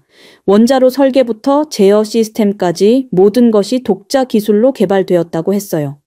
저는 그들의 설명을 들으며 마이클의 주장이 완전히 틀렸다는 것을 확신했습니다. 이런 기술력은 절대 훔치거나 모방해서 만들 수 있는 것이 아니었거든요. 잠수함 내부까지 둘러볼 수 있는 기회를 얻었습니다. 좁은 통로를 따라 들어가면서 승무원들의 생활 공간과 각종 장비들을 직접 볼 수 있었어요. 모든 것이 매우 체계적이고 효율적으로 배치되어 있었습니다. 특히 첨단 컴퓨터 시스템들의 인터페이스가 매우 직관적이고 사용하기 편리하게 설계되어 있었어요. 기지에서 나와 저녁 식사를 하던 중 제 휴대폰에 마이클로부터 이메일이 왔습니다. 내용을 확인하는 순간 얼굴이 굳어졌어요. 마이클은 제가 한국에 너무 우호적으로 경도되어 객관성을 잃고 있다고 비난했습니다. 그리고 서연과 너무 가까워지는 것 같다며 개인적인 감정이 업무에 영향을 미치고 있다고 지적했어요. 서연이 제 표정 변화를 눈치채고 무슨 일인지 물어봤습니다. 저는 마이클의 이메일 내용을 설명했어요. 그러자 서연의 얼굴도 어두워졌습니다. 자신 때문에 제가 곤란해지는 것 같다며 미안하다고 했어요. 그리고 앞으로는 거리를 두는 것이 좋겠다고 말했습니다. 저는 서연의 말을 듣고 마음이 아팠습니다. 마이클의 편견 어린 시각 때문에 서연이 상처받는 것을 원하지 않았어요. 저는 서연에게 마이클의 이메일은 개인적인 편견에서 나온 것이라고 설명했습니다. 제 분석과 판단은 철저히 객관적인 사실에 근거한 것이라고 강조했어요. 서연은 제 말을 듣고 조금씩 표정이 밝아졌습니다. 하지만 여전히 걱정스러운 기색을 감추지 못했어요. 제가 미국으로 돌아가서 곤란해질까봐 염려하고 있었습니다. 저는 서연의 그런 배려심에 더욱 감동받았어요. 그날 밤 호텔에서 저는 마이클에게 답장을 보냈습니다. 한국의 기술력이 실제로 뛰어나다는 것을 구체적인 근거와 함께 설명했어요. 그리고 개인적 감정이 아닌 객관적 사실에 근거해서 분석하고 있다고 명확히 했습니다.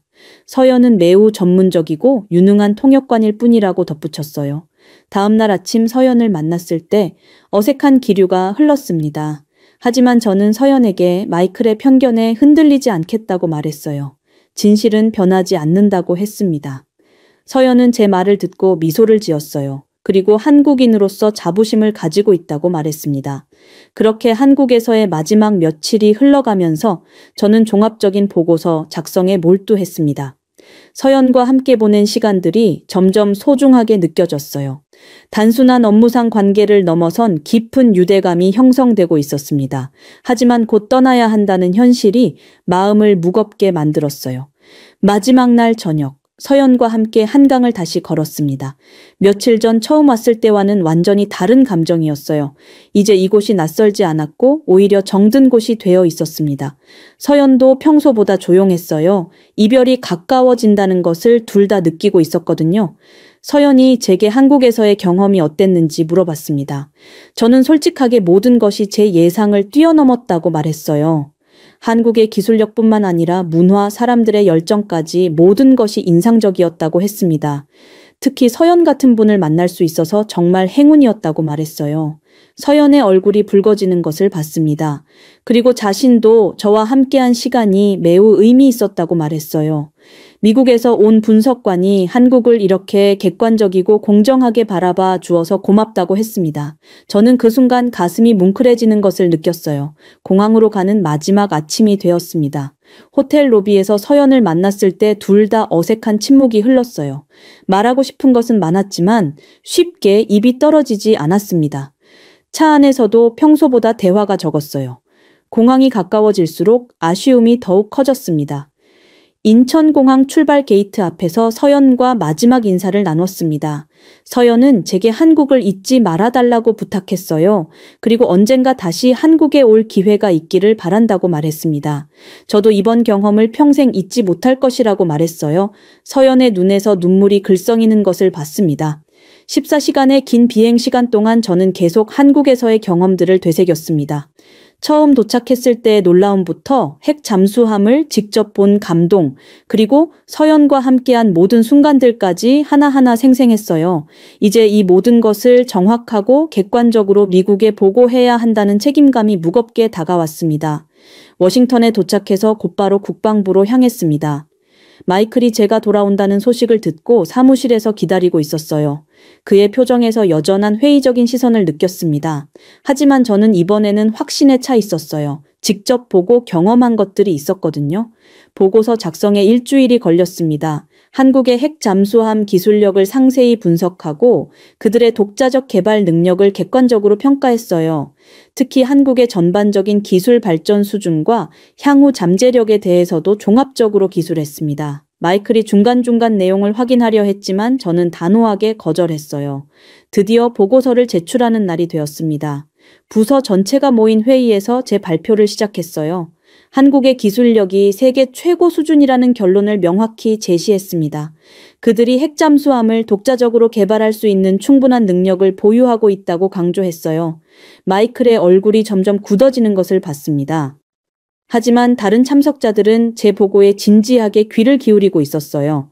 구체적인 기술 자료와 현장에서 직접 확인한 증거들을 제시하자 회의실 분위기가 완전히 바뀌었습니다. 더 이상 누구도 한국의 기술력을 의심하지 않았어요. 회의가 끝난 후 마이클이 저를 찾아왔습니다. 예상과 달리 그의 표정이 많이 누그러져 있었어요.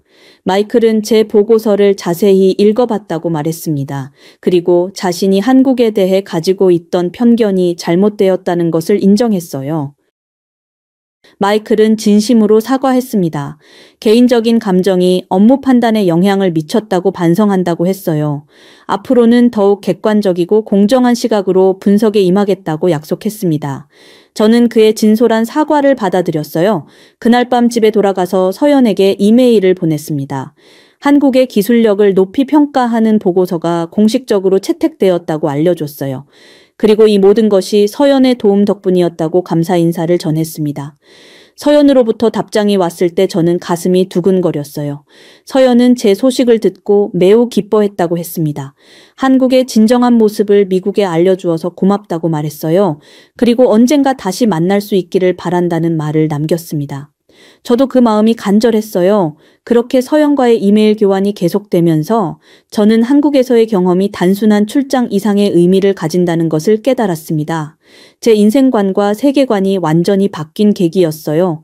며칠 후 국방부에서 대규모 브리핑이 예정되어 있었는데 제가 한국 방문 경험을 공유하게 되었습니다.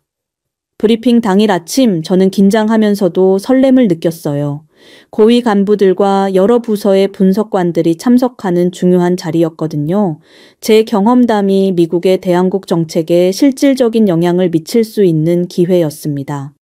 마이클도 함께 참석했는데 이제는 저를 응원하는 눈빛으로 바라보고 있었어요. 브리핑을 시작하면서 저는 솔직하게 고백했습니다. 한국에 가기 전까지 저 역시 편견을 가지고 있었다고 말했어요. 하지만 직접 보고 경험한 한국은 완전히 달랐다고 강조했습니다. 참석자들이 모두 진지하게 제 이야기에 귀를 기울이고 있었어요. 저는 서울에서 본 놀라운 발전상부터 차근차근 설명했습니다. 강남의 고층 빌딩들, 첨단 교통 시스템, 그리고 무엇보다 한국인들의 교육열과 기술 개발에 대한 열정을 생생하게 전달했어요. 특히 핵 잠수함을 직접 확인했을 때의 감동을 상세히 묘사했습니다. 브리핑 중간에 한 고위 간부가 질문했습니다. 한국의 기술력이 정말 미국과 대등한 수준인지 확신하느냐고 물었어요. 저는 망설임 없이 대답했습니다. 일부 분야에서는 오히려 한국이 앞서 있을 수도 있다고 말했습니다. 회의실이 잠시 조용해졌어요. 저는 이어서 한국과의 진정한 동맹 관계에 대해 말했습니다. 편견을 버리고 상호 존중하는 관계가 될 때 비로소 강력한 동맹이 완성된다고 강조했어요. 한국을 단순히 보호받는 존재로 보는 시각에서 벗어나야 한다고 주장했습니다. 참석자들의 표정에서 깊은 공감을 느꼈어요. 브리핑이 끝난 후 많은 분들이 저에게 감사 인사를 전했습니다. 특히 몇 분은 개인적으로 찾아와 한국에 대한 인식이 완전히 바뀌었다고 말했어요. 저는 이런 반응들을 보며 제가 한 일의 가치를 실감했습니다. 그로부터 몇 주 후 놀라운 소식을 들었습니다. 국방부에서 한국과의 새로운 협력 프로젝트를 추진하기로 결정했다는 것이었어요. 그리고 마이클과 제가 공동으로 이 프로젝트를 담당하게 되었습니다. 과거의 갈등을 완전히 뛰어넘어 함께 일하게 된 것이었죠. 마이클은 이제 완전히 달라진 모습이었습니다. 한국 관련 자료를 적극적으로 연구하고 있었어요. 심지어 한국어 공부까지 시작했다고 했습니다. 저는 그의 변화된 모습을 보며 사람은 언제든지 바뀔 수 있다는 것을 깨달았어요. 새로운 협력 프로젝트는 양국의 첨단 기술 교류를 목표로 했습니다. 특히 해군 기술 분야에서의 상호 협력이 핵심이었어요. 마이클과 저는 이 프로젝트를 성공시키기 위해 밤낮 없이 노력했습니다. 과거의 갈등은 흔적도 없이 사라졌어요. 몇 달 후 프로젝트가 공식 승인되었을 때 저는 가슴이 벅찼습니다. 한국 방문에서 시작된 작은 변화가 이렇게 큰 결실을 맺게 된 것이었어요. 마이클도 저 못지않게 기뻐했습니다. 우리는 진정한 동료가 되어 있었거든요. 프로젝트 발표 당일 저는 서연에게 이 소식을 전했습니다. 그녀는 정말 자랑스럽다며 축하해줬어요. 그리고 이 모든 것이 제가 편견 없이 한국을 바라봐준 덕분이라고 말했습니다. 저는 오히려 서연과 한국 사람들이 제게 가르쳐준 것이 더 많다고 답했어요. 마지막 보고서를 작성하면서 저는 이번 경험의 진정한 의미를 정리했습니다. 편견을 버리고 열린 마음으로 다른 문화와 기술을 바라볼 때 우리는 더 강해질 수 있다는 교훈이었어요. 한국과의 협력은 단순한 군사동맹을 넘어 상호 발전의 파트너십이 되어야 한다고 강조했습니다. 보고서의 마지막 문장을 쓰면서 저는 깊은 감동을 느꼈습니다. 우리는 배우고 존중할 때 가장 강력한 동맹을 얻는다고 적었어요. 이것이 제가 한국에서 배운 가장 소중한 교훈이었습니다. 그날 밤 집에 돌아가서 창밖을 바라보며 생각에 잠겼습니다. 몇 달 전만 해도 상상할 수 없었던 변화들이 일어났어요. 마이클과의 화해, 성공적인 협력 프로젝트, 그리고 무엇보다 제 자신의 성장까지 모든 것이 소중한 경험이었습니다. 언젠가 다시 한국을 방문해서 서연을 만날 수 있기를 간절히 바라며 하루를 마무리했어요. 여러분은 미국 ABI가 단 하나의 보고서로 발칵 뒤집힐 수 있다는 사실을 믿으실 수 있나요? 어느 날 FBI 최고위층들이 긴급히 소집되었습니다. 미국의 최신 기술이 한국에 유출되었다는 충격적인 보고 때문이었죠. 한 고위 간부는 한국이 독자적으로 그런 기술을 개발했을 리 없다며 내부 스파이를 잡으라고 명령합니다. 결국 무고한 한 요원이 스파이 혐의로 체포되고 그의 무죄를 입증하기 위해 다른 요원이 직접 한국에 파견되는데요. 이후 한국에서 그가 발견한 진실은 모두의 예상을 완전히 뒤집는 충격적인 것이었습니다. 대체 그는 한국에서 무엇을 보고 돌아왔을까요? 지금부터 그가 밝혀낸 놀라운 진실을 만나보시죠. 안녕하세요. 저는 존 하워드라고 합니다. 미국 ABI 요원이죠. 그날도 평범한 아침이었습니다. 사무실에 커피 한 잔과 함께 들어섰죠. 하지만 분위기가 심상치 않았어요. 동료들의 표정이 굳어 있었거든요. 직속 상관인 제임스 윌슨이 긴급 회의를 소집했다고 전해왔습니다. 평소와 달리 그의 목소리가 날카로웠어요. 제임스는 성격이 좀 까다로운 편이에요. 특히 한국을 포함한 아시아 국가들에 대해서는 늘 불편해했죠. 평소에도 한국을 미국에 의존하는 작은 나라라며 무시하곤 했습니다. 회의실로 들어서자 이미 10여 명의 요원들이 모여 있었습니다. 스크린에는 한국의 최신 기술 관련 자료들이 떠 있었어요. 제가 자리에 앉자마자 제임스가 심각한 표정으로 입을 열었습니다. 상황은 이러했습니다. 한국이 최근 공개한 양자 컴퓨팅 기술이 우리가 비밀리에 개발 중인 프로젝트와 90% 일치한다는 보고가 들어온 것이죠. 회의실이 순간 조용해졌습니다. 이런 일치는 우연일 수 없었거든요. 제임스는 주먹을 쥐고 분노한 목소리로 말을 시작했습니다. 이건 말도 안 되는 일이라고 강하게 비난했어요. 그들이 독자적으로 혁신을 할 수 있다는 생각 자체가 웃기다며 누군가 우리 내부 정보를 반드시 넘겼을 것이라며 확신했어요. 저는 그의 말을 듣고도 뭔가 석연치 않았어요. 한국의 기술력을 너무 과소평가하는 것 같았거든요. 저는 조심스럽게 한국도 독자적인 연구를 상당히 많이 하고 있지 않느냐고 물었습니다. 제임스는 저를 노려보며 분노를 드러냈습니다. 한국이 뭘 할 수 있다고 생각하느냐며 손을 내리쳤어요. 그들의 모든 기술 발전은 미국과 유럽의 기술을 베낀 것뿐이라고 강하게 주장하며 한국이 미국의 동맹국이면서도 이런 식으로 배신한다며 분개했어요.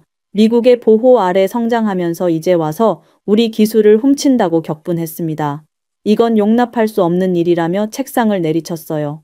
그러면서 즉시 조사에 착수해 내부 스파이를 반드시 찾아내야 한다고 강조했습니다. 한국 정부나 기업이 체계적으로 우리 기술을 빼내고 있을 거라고 확신했어요. 회의실의 분위기는 점점 무거워졌습니다. 결국 제임스는 각자 맡은 부서의 보안 점검을 강화하고 한국과 접촉이 있었던 모든 인원을 재조사하라고 지시했어요. 특히 한국계 미국인 직원들을 별도로 감시하라고 명령했습니다. 저는 고개를 끄덕였지만 마음 한편으로는 불편했어요. 며칠 후 제 오랜 동료이자 절친한 친구인 마크 로저스가 제 책상으로 다가왔어요. 저와 20년 넘게 함께 일해온 동료입니다. 기술 분석이 전문이고 무엇보다 정직하고 신중한 사람이에요. 마크의 얼굴에는 깊은 고민이 어려 있었습니다. 그는 저에게 중요한 보고서를 완성했다고 조용히 말했어요. 며칠 동안 밤을 새워가며 한국의 기술 현황을 철저히 분석했다고 하더군요. 보고서의 내용은 충격적이었습니다. 마크는 한국의 양자 컴퓨팅 기술이 완전히 독자적으로 개발된 것이라고 결론지었어요. 심지어 일부 영역에서는 미국보다 더 앞선 기술을 보유하고 있다고 분석했습니다. 마크가 설명해준 내용에 따르면 한국은 이미 10년 전부터 이 분야에 막대한 투자를 해왔대요. 미국이 다른 분야에 집중하는 동안 한국은 조용히 그러나 꾸준히 양자 컴퓨팅 기술을 발전시켜 온 것이죠.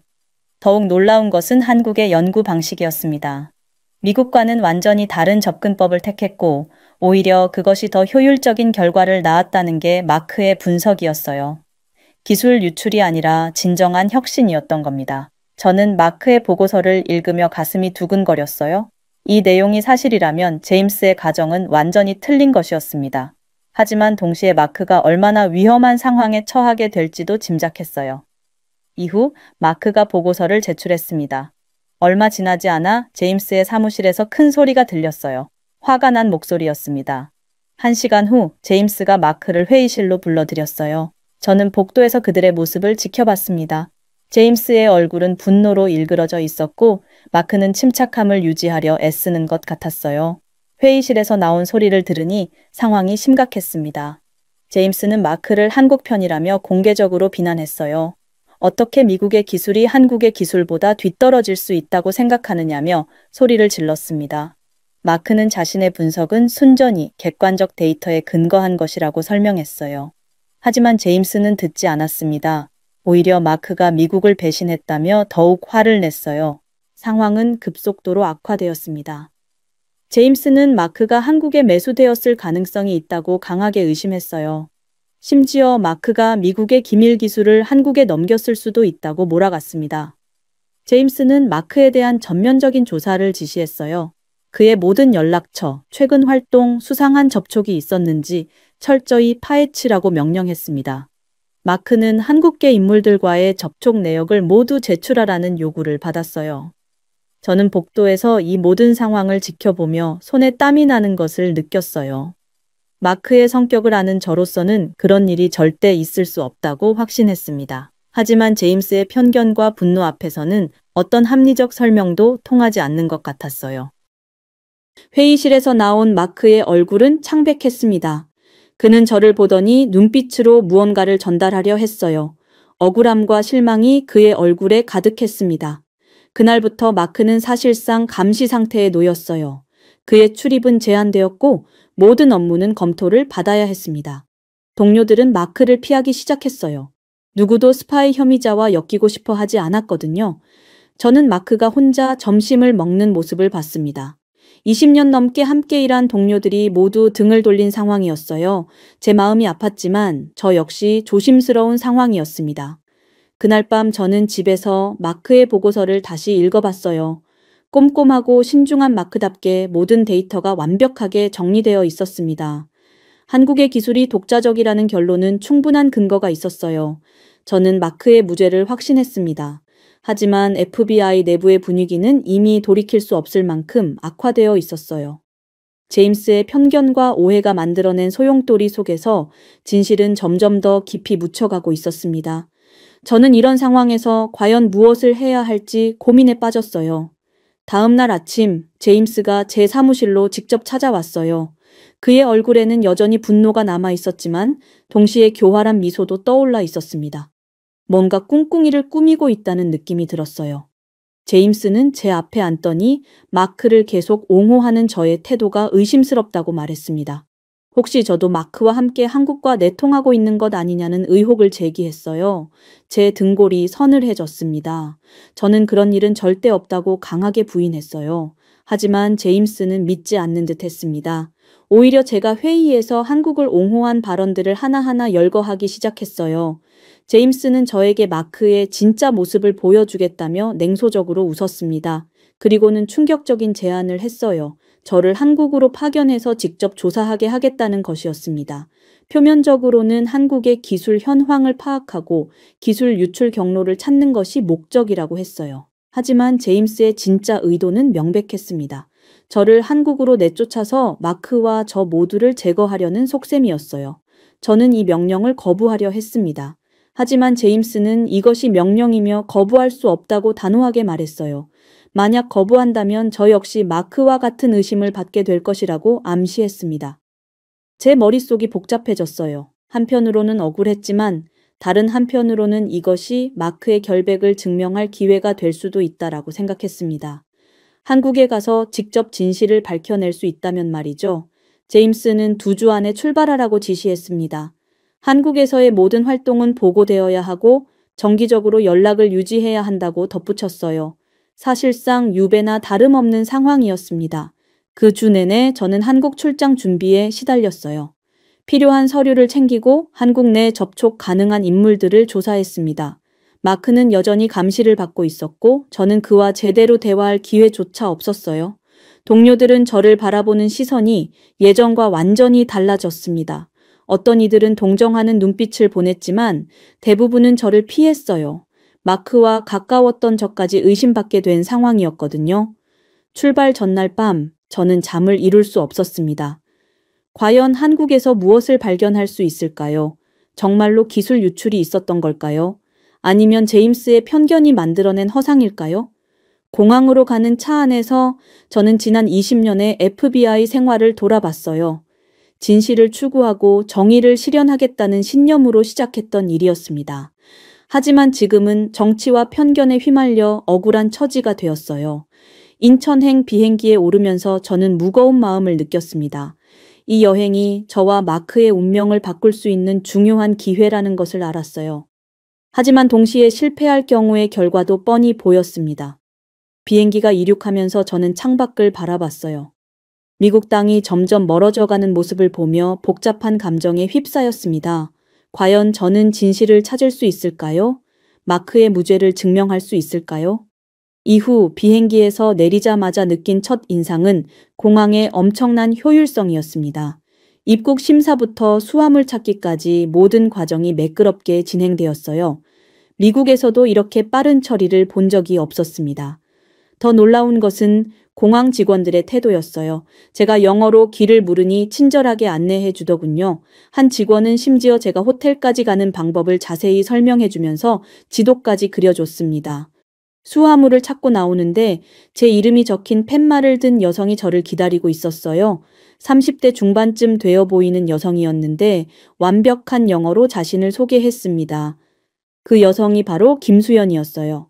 한국 정부에서 제 안내를 위해 배정해준 연락 담당자였습니다. 나중에 알았지만 그녀는 한국의 양자 컴퓨팅 분야 스타트업 CEO이기도 했어요. 김수연은 제가 한국에 온 목적을 이미 파악하고 있었습니다. 기술 현황 조사가 주된 목적이라는 것을 알고 미리 일정을 짜두었다고 했어요. 저는 한국 정부의 이런 체계적인 준비에 놀랐습니다. 공항에서 나와 택시를 타고 서울로 향하면서 창밖 풍경에 또 한 번 놀랐어요. 깔끔하게 정리된 도로, 현대적인 건물들, 그리고 무엇보다 질서정연한 교통 흐름이 인상적이었습니다. 김수연은 제게 한국의 진짜 기술력을 보여주겠다고 말했어요. 겉으로 보이는 것 말고 실제 연구 현장을 직접 경험해보라고 했습니다. 저는 이것이 제 조사에 도움이 될 좋은 기회라고 생각했어요. 호텔에 체크인한 후 김수현이 제일 먼저 제안한 것은 자신의 연구소 방문이었습니다. 판교에 위치한 한국의 양자 컴퓨팅 연구소라고 했어요. 내일 아침 일찍 방문하자고 했습니다. 그날 저녁 김수현은 저를 간단한 식사에 초대했어요. 한국의 전통 음식을 소개해주면서 한국의 문화와 역사에 대해 설명해줬습니다. 저는 그녀의 깊은 지식과 친절한 태도에 감동받았어요. 다음 날 아침 연구소에 도착하자마자 저는 놀랄 수밖에 없었어요. 최첨단 장비들이 즐비했고 연구원들의 전문성이 바로 느껴졌습니다. 무엇보다 그들이 다루고 있는 양자 컴퓨팅 기술의 수준이 상상 이상이었어요. 김수현이 직접 설명해준 내용은 충격적이었습니다. 한국은 이미 오래전부터 독자적인 양자 컴퓨팅 연구를 시작했다고 했어요. 미국과는 완전히 다른 접근법으로 기술을 발전시켜 왔다고 설명했습니다. 연구소 내부를 둘러보면서 저는 점점 더 놀라게 되었어요. 한국의 양자 컴퓨팅 기술은 단순히 미국을 모방한 것이 아니었습니다. 오히려 더 혁신적이고 효율적인 방법을 개발해낸 것이었어요. 김수현은 제게 한국 팀이 개발한 새로운 양자 알고리즘을 보여줬습니다. 이 알고리즘은 미국이 사용하는 방식보다 훨씬 빠르고 정확했어요. 심지어 일부 분야에서는 미국보다 2~3년 앞선 기술을 보유하고 있었습니다. 저는 연구진들과 직접 이야기를 나눠봤어요. 그들은 모두 한국 내 대학에서 교육받은 인재들이었습니다. 해외 유학 경험이 있는 사람도 있었지만 대부분은 한국에서 자란 순수 한국 기술이었어요. 더욱 놀라운 것은 연구소의 보안 시스템이었습니다. 외부와의 접촉을 철저히 차단하고 독립적으로 연구해 왔다고 했어요. 기술 유출이나 외부 도움 없이 순전히 한국의 힘만으로 이룬 성과였습니다. 김수현은 저에게 한국의 교육 시스템과 연구 문화에 대해서도 설명해 줬어요. 정부의 과감한 투자, 연구진들의 열정, 그리고 체계적인 계획이 어우러져 만들어낸 결과라고 했습니다. 저는 김수현과의 대화를 통해 완전히 새로운 사실을 깨달았습니다. 미국이 의심했던 기술 유출이나 도용은 존재하지 않았어요. 한국은 자신만의 길을 찾아 미국보다 앞선 기술을 개발해낸 것이었습니다. 그날 밤 저는 김수현에게 깊은 감사를 느꼈어요. 내일부터는 더 많은 기업들을 방문해야 했지만 이미 제 마음속에는 진실에 대한 확신이 생기고 있었습니다. 다음 날부터 김수현과 함께 본격적인 서울 기술 기업 탐방이 시작되었어요. 첫 번째로 방문한 곳은 삼성의 양자 컴퓨팅 연구센터였습니다. 입구에서부터 느껴지는 규모와 시설의 웅장함에 압도되었어요. 연구센터 내부는 마치 미래에 온 것 같았습니다. 거대한 실험실에는 수십억 원짜리 장비들이 가동되고 있었고 연구원들은 각자의 역할에 집중하고 있었어요. 그들의 전문성과 열정이 공간 전체에 느껴졌습니다. 연구소장이 직접 나와서 설명해 줬는데 그의 말은 충격 그 자체였어요. 삼성은 이미 5년 전부터 미국과는 완전히 다른 방식의 양자 프로세서를 개발해 왔다고 했습니다. 심지어 특정 계산 영역에서는 IBM이나 구글보다 뛰어난 성능을 보인다고 자랑스럽게 말했어요. 실제로 보여준 시연은 믿기 어려운 수준이었습니다. 미국에서 몇 시간 걸리던 복잡한 양자 계산을 불과 몇 분 만에 처리해내는 모습을 직접 봤어요. 저는 그 자리에서 입을 다물 수 없었습니다.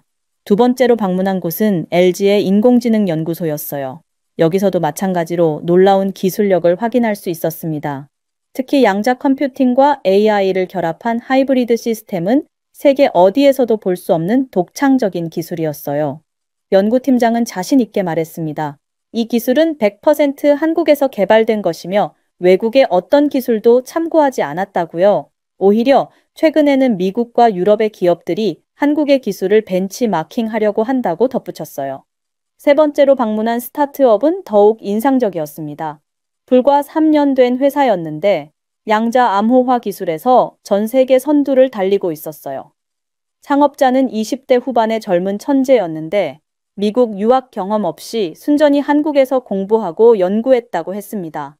김수현이 설명해 주길, 한국의 젊은 세대는 기존의 틀에 얽매이지 않고 완전히 새로운 접근법을 시도한다고 했어요.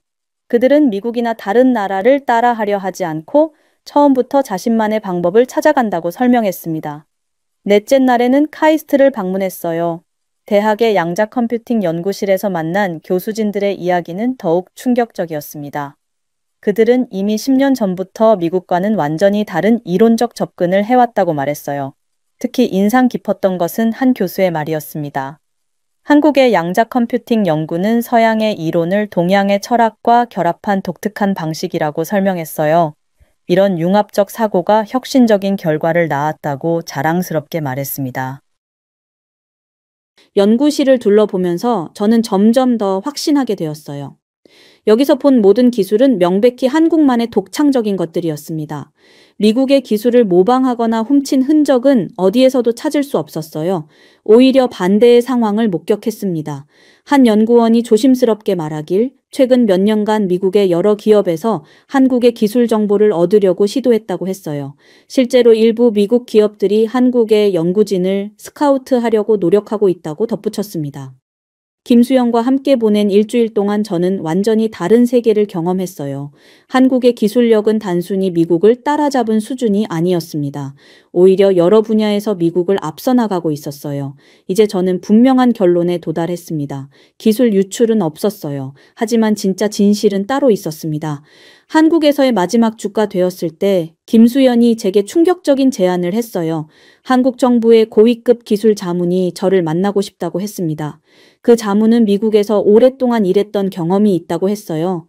그 자문을 만난 장소는 청와대 근처의 한 조용한 카페였습니다. 60대 후반쯤 되어 보이는 신사였는데 완벽한 영어와 깊이 있는 통찰력이 인상적이었어요. 그는 저에게 놀라운 이야기를 들려줬습니다. 그 자문은 제가 한국에 온 진짜 이유를 정확히 알고 있었어요. 미국 내부의 갈등과 마크의 상황까지 모두 파악하고 있었습니다. 하지만 그보다 더 놀라운 것은 그가 알고 있는 또 다른 진실이었어요. 자문이 말하길 최근 미국 내부에서 한국에 대한 체계적인 음해 공작이 벌어지고 있다고 했습니다.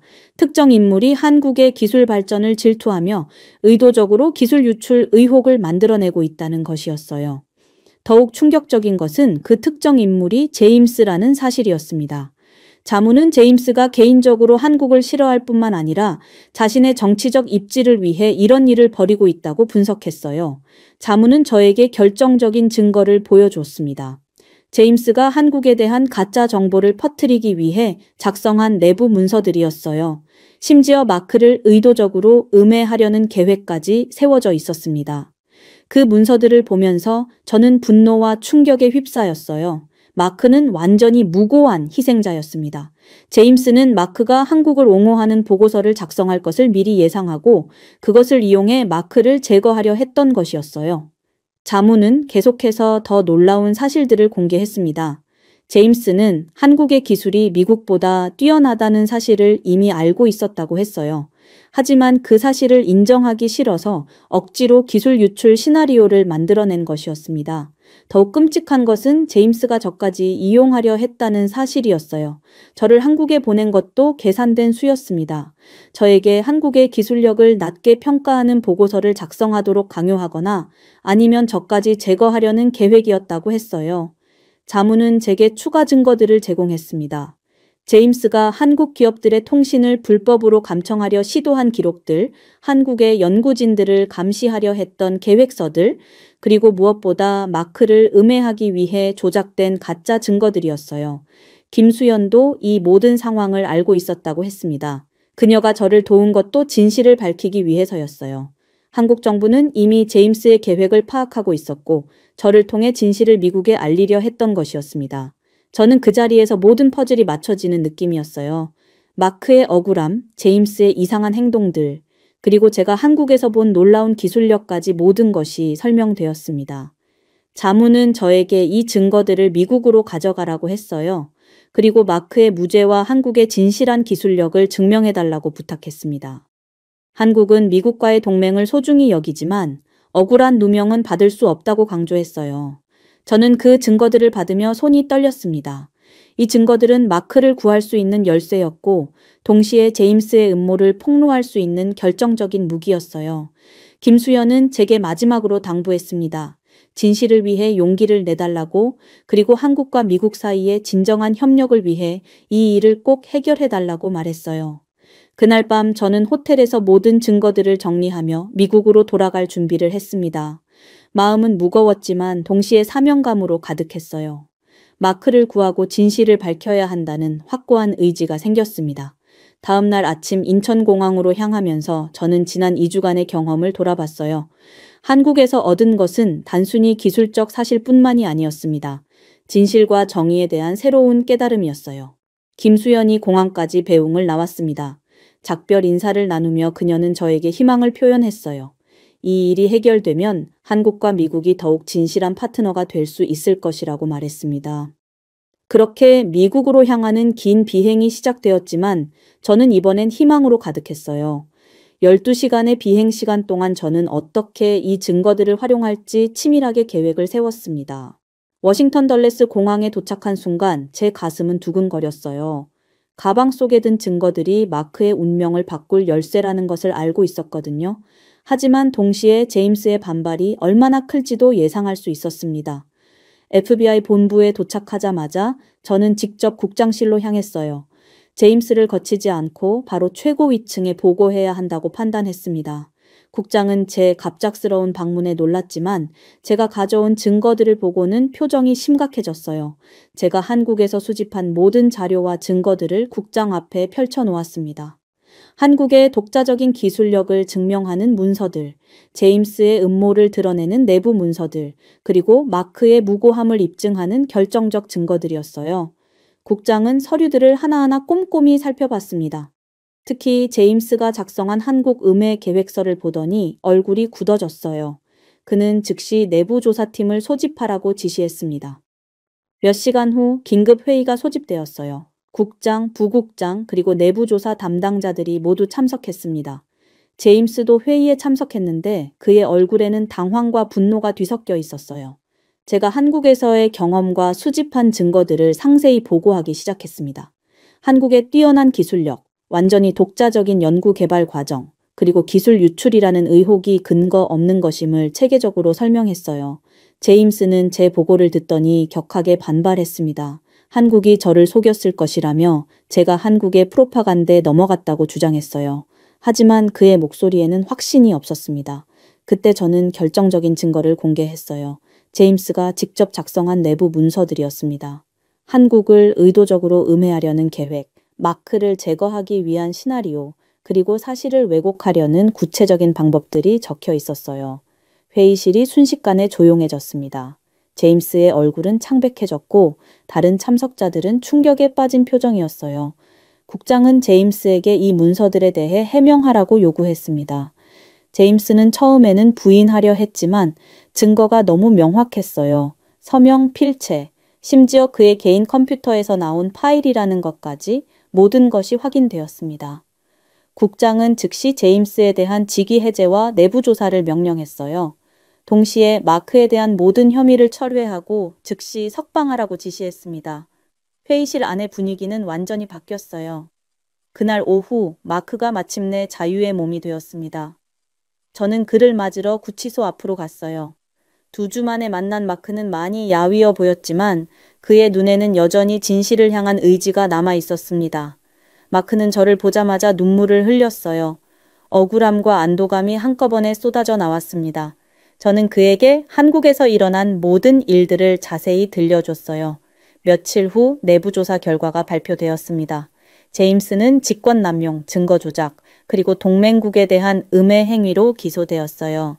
그는 ABI에서 영구 추방되었고 형사처벌까지 받게 되었습니다. 마크는 완전히 복권되었습니다. 그의 보고서는 정확했다는 것이 공식적으로 인정되었고 오히려 그의 전문성과 정직함이 높이 평가받았어요. FBI 내부에서는 마크에 대한 사과와 함께 승진 제안까지 나왔습니다. 저 역시 이번 사건에서의 역할을 인정받았어요. 진실을 밝혀낸 공로로 표창을 받았고 한국과 미국 간의 협력 증진에 기여했다는 평가를 받았습니다. 사건이 모두 해결된 후 저와 마크는 함께 늦은 저녁을 먹으며 이야기를 나눴어요. 마크는 저에게 깊은 감사를 표현했고 저는 그에게 사과했습니다. 처음에 그를 완전히 믿지 못했던 것에 대해서 말이에요. 한국 정부에서도 공식적인 감사 메시지를 보내왔어요. 진실을 밝혀낸 것에 대한 감사와 함께 앞으로 더욱 발전된 한미 협력을 위해 노력하겠다는 의지를 표명했습니다. 그날 밤 집에 돌아가며 저는 지난 몇 주간의 일들을 돌아봤어요. 편견과 오해가 얼마나 위험한지, 그리고 진실을 추구하는 것이 얼마나 중요한지 깊이 깨달았습니다. 사건이 완전히 마무리된 지 한 달이 지났을 때 저는 조용한 사무실에서 혼자 생각에 잠겨 있었어요. 창밖으로 보이는 워싱턴의 평상시와 다름없는 풍경을 바라보며 제 인생에서 가장 중요한 교훈을 얻은 시간이었음을 새삼 느꼈습니다. 마크는 이제 FBI 내부에서 더욱 존경받는 인물이 되었어요. 그의 전문성과 정직함은 이번 사건을 통해 더욱 부각되었고 많은 후배들이 그를 롤모델로 삼게 되었습니다. 그는 종종 저를 찾아와 함께 점심을 먹으며 안부를 묻곤 했어요. 한편 제임스의 몰락은 ABI 내부에 큰 충격을 주었습니다.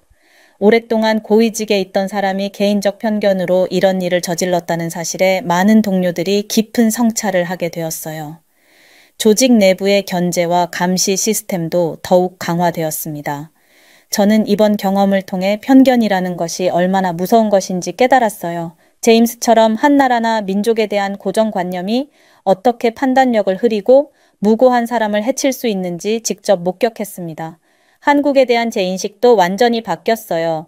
처음에는 중립적이었지만 막연히 미국보다 뒤떨어진다고 생각했던 제가 큰 착각을 하고 있었음을 알게 되었습니다. 한국은 자신만의 방식으로 세계 최고 수준의 기술력을 쌓아 올린 나라였어요. 김수현과는 이후에도 꾸준히 연락을 주고받고 있습니다. 그녀는 이번 일이 한미 관계의 새로운 전환점이 되었다고 말했어요. 서로에 대한 이해와 존중을 바탕으로 한 진정한 파트너십이 시작되었다는 것이었습니다. FBI 내부에서도 국제 협력에 대한 인식이 크게 변했어요.